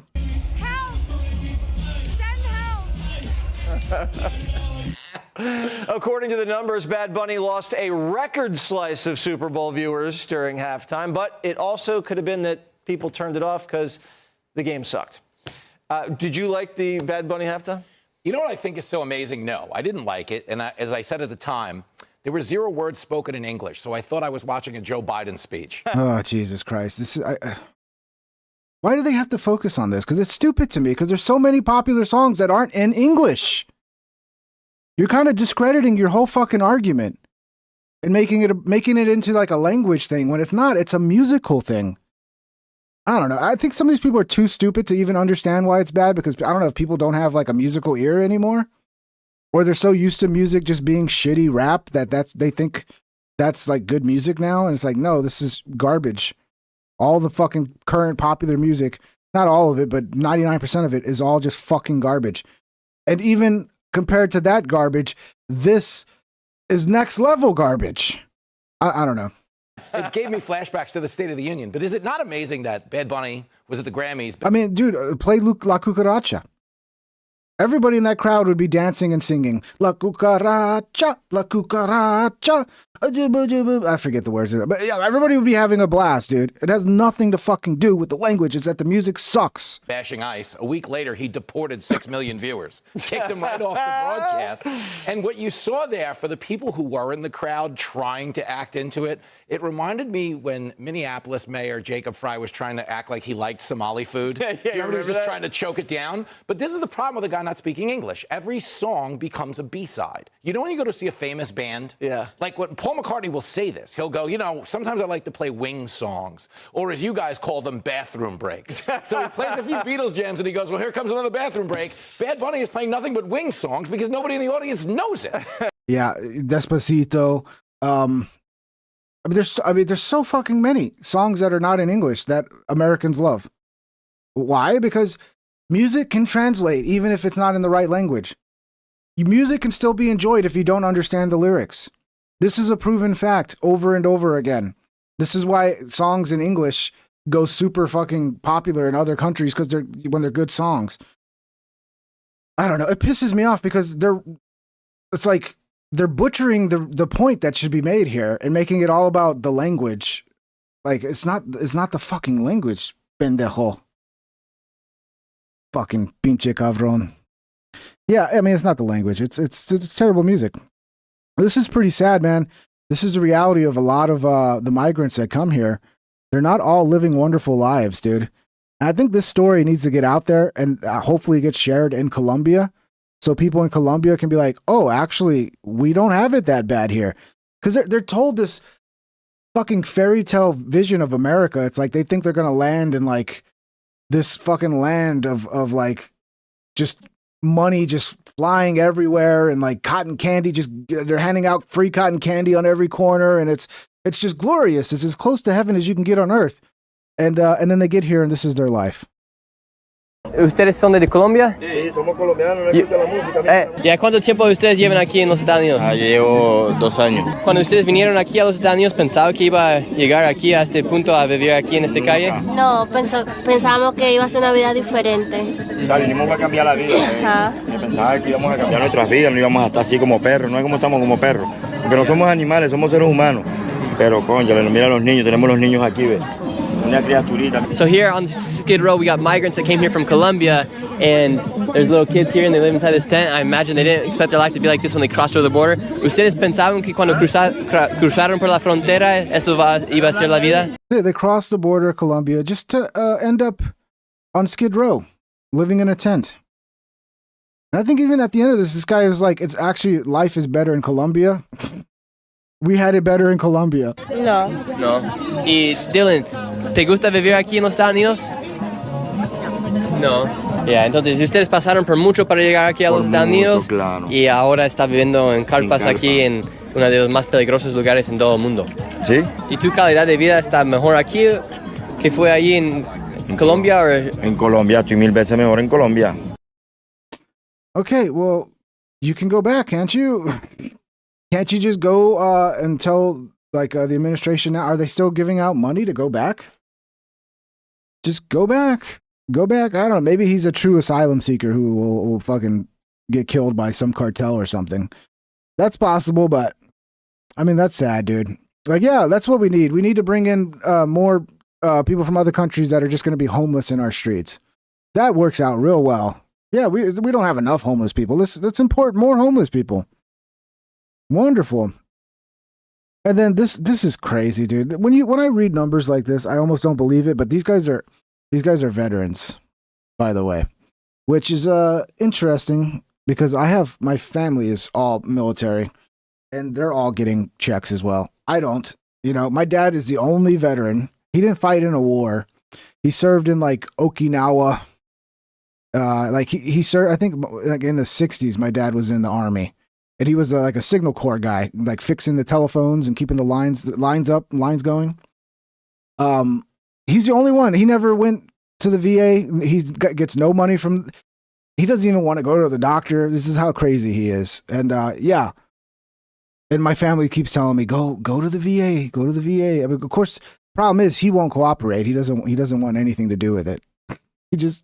He's at the age where he just wants to sit there and watch TV all day and do nothing. And he's not going to bother with going to the doctor or going to the VA to get the free money that they're handing out, because apparently everybody is getting a ton of money. And yeah, a lot of my family get a lot of checks from the government as well. You know, I got a couple uncles that were actually in the shit in Vietnam who went through some hard times. I remember they got like just a ton of fucking money. Just one day, they just like, I think it was like a big check and then now like a big monthly check for the rest of their life. And that I can understand, like Vietnam going through the shit, like actually that can fuck you up mentally for the rest of your life. But a lot of people are taking advantage, man. How are you making money? Oh, I'm a VA disability with dependents. We have 2 kids. Right. Okay. 4,700 twice a month? No, I make 4,700 once a month, and he makes 3,600 twice a month, and it equals between 11 and 12. Are you gonna? So 12. Hey, let's round up to 12 grand. That's a pretty nice. That 12 times 10, 120 plus 24, 144,000 a year. You don't even have to work, and you get 144,000 a year, and you can move anywhere. So you can go somewhere where 144,000 will stretch and actually buy you a nice fucking lifestyle. I think we should have all got in the military, guys. We should all done our fucking 4 years or whatever, and then just got out, and then 10 years later, I got disability, guys, and then just big fat checks. As long as you know how to work the system. Like, I get it. No one ever wants to say anything about the vets. That no one wants to complain about this because it's the vets, guys. It's the vets. They served our country. It's like, yeah, but does that make it okay that some of them are like scamming taxpayer dollars? Shouldn't we make sure if we're giving disability, it's like they're actually disabled and not capable of working? I don't know, man. I'm sure they're underpaid too. They should probably be paid better. But I mean, what does it matter if you're not paid much if, you know, the rest of your life you're just taken care of, and then you get sweet fucking loans. Like you get like better loans on houses and better loans for cars. Like you live, it's like a different life that you live compared to the regular citizen. You get all these fucking perks that regular citizens don't get. I don't know, man. If you need a job and you're young enough, you should probably enlist in the military while it'd be easy to serve. Like during Vietnam or the Iraq War, probably not a good time. But if you can pick a time of peace and just put in 4 years or 6 years, I think, what is it, 6 years? You know, and get an honorable discharge or whatever. You know, you don't have to be a lifer. You just put in your time and then you're taken care of for life, man. I mean, that's a crazy amount of money, dude. You get disability too? Oh, yes, I will. There is not a single veteran that has come on the show that does not just get endless money for the rest of their life. That's my experience as well. That is my experience as well. Disability. It breaks your body. Except my dad. My dad's the only one. And it's just because he's like, doesn't, you know, my dad's never wanted any government handouts. So to him, that's just another government handout. So, but actually my dad needs it now because he's old and he's fucking could use more help than just his Social Security, you know? It really does. I'm old. I've done a lot. I'm a police. I might end up having to figure it out because I'm having to spend so much time taking care of my dad now that I might need to get a check as a caretaker. Because I heard I could get a check as a caretaker. I haven't done it, but I probably the last year or so, you know, 2 years probably, I could have gotten a check for taking care of my dad. Police officer for the Navy. Yeah. So I've done a lot of hard work. I should do it. I really should just yank my dad out of the house and force him. We're doing this, Dad. We're gonna go get that free money throughout the time. Yeah. Which I got issues all around. But even people that just served for like 3 years and they just sat on a base, they get it. Like there has not been one single person on this entire show that doesn't get thousands of dollars for the rest of their life. I think it's like 5% of our budget now. It's something. It's something crazy. Like that. It's just disabilities forever.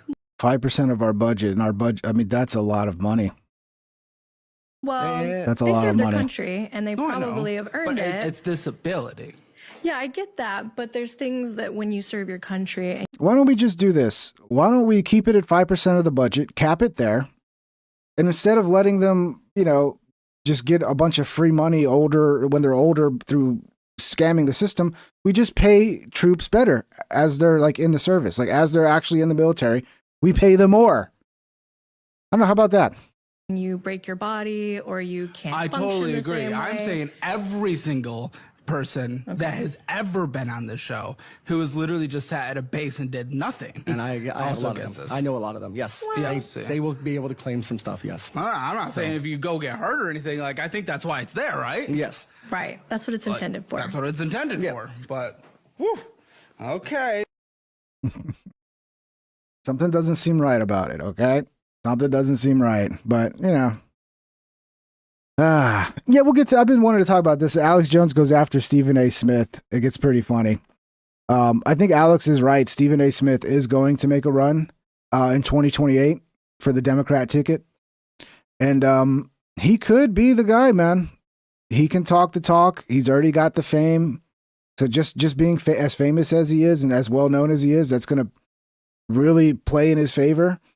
And if he can come across as a moderate Democrat, and he can walk that walk of like really convincing people like, hey, I'm not like what came before. I'm the new face of the Democrat Party, and we're gonna like bring the party back to sanity. He can pull that off. There is a world where this guy could be president. It could. I mean, we could be looking at President Stephen A. Smith in 2028, guys. I'm not even kidding. We'll see how it goes. I don't think he's cut out for the job. I don't know.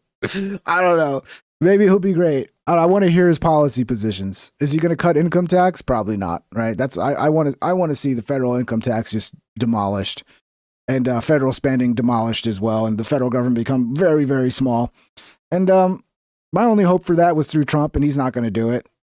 Ron Paul, but I don't think Ron Paul is going to run, so he's not going to do it. If you give me that, Stephen A. Smith, you promise to protect the border, continue the enforcement of border law. You promise to at least fucking slash taxes to the point where those of us who are struggling with the cost of living aren't getting double fucked by being taxed for money we need to actually survive. That was an accident. I accidentally hit down or something. What did I hit? Down? I don't know. Whatever I hit, it went to one of the comments.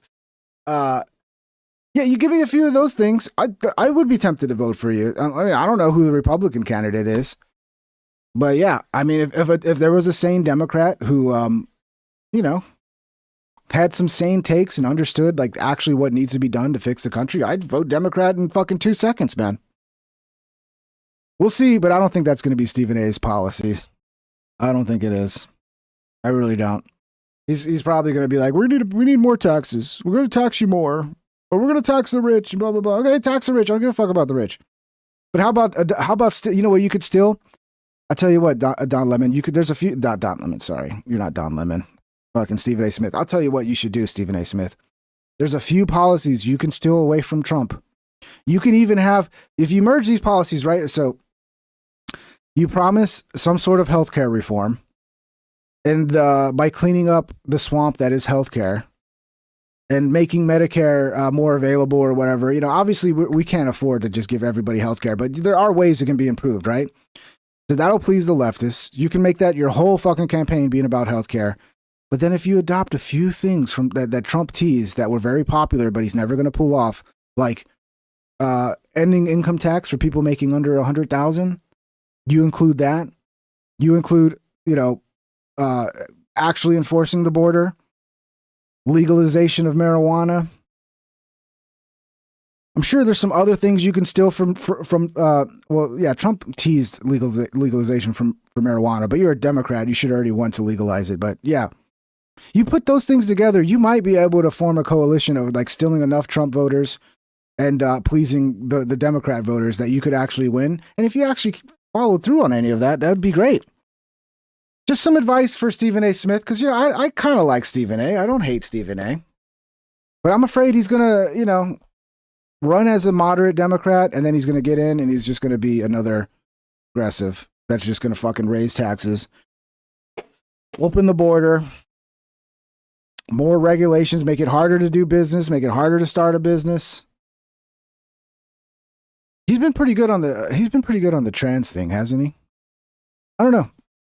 There is a possibility for a Democrat to come in and take the same fucking popular shit from the right and the popular shit from the left and merge them. And when I say popular shit, not the crazy far left popular shit like defunding the police. I'm talking about like healthcare reform and just walk away with it in 2028. I don't know. I'm just theorizing. Much love, everybody. Stephen A. hates us. I don't know. He might. I don't know him personally. I'd vote Fetterman before. Yeah, Fetterman too. Like, there's an opportunity here, dude. Okay? Because the way this country works, everybody hates who's in charge, right? So no matter how bad the Democrats are, people are just going to cry about who's in charge, and then they're going to want another option. And, the way it seems to work is like Republicans will turn out one election and win, and then the next election they get lazy and don't show up, and then Democrats show up and they win. But then because Democrats win, next election Democrats get lazy, they don't show up, and then Republicans win, and it's just back and forth. It's like as soon as one side wins, the voting population of that side just get lazy and don't show up anymore. I don't know. We'll see, but we need some fucking common sense solutions that like the American people can get behind, and hopefully somebody who's honest who will actually fucking do them or make a best effort to do them. And that would be nice. That'd be nice. Anyway, guys, have a wonderful Friday night. I should be back tomorrow. Not a guarantee, but I should be back tomorrow. Might be a little bit later though. But I hope everybody has a wonderful Friday and a wonderful Valentine's Day tomorrow. I hope you guys have a great time with whoever your love is, for Valentine's Day. We'll see you guys. Thank you very much. I hope you enjoyed the show. We'll see you on the next episode. Please smash the thumbs up on the way out if you've enjoyed the show. It'd be much appreciated. Links are in the description if you want to support the show. If you want to become a member, it helps support the show. And this is a fan-funded show, so it goes a long way. And yeah, second channel and Discord if you want to hang out on the Discord with us. That's all in the description. And we'll see you next time. Much love, everybody. Have a wonderful weekend. Take care. Let me get to the outro.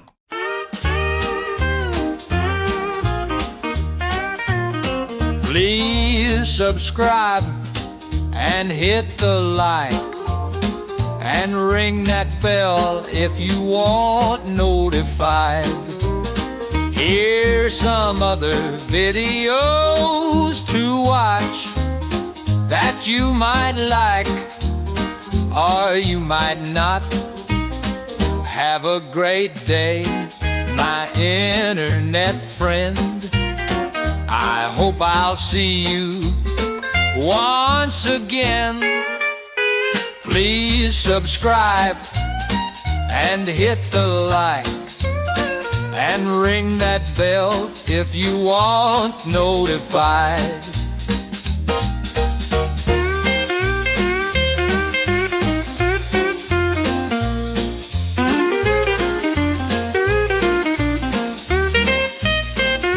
Have a great day, my internet friend.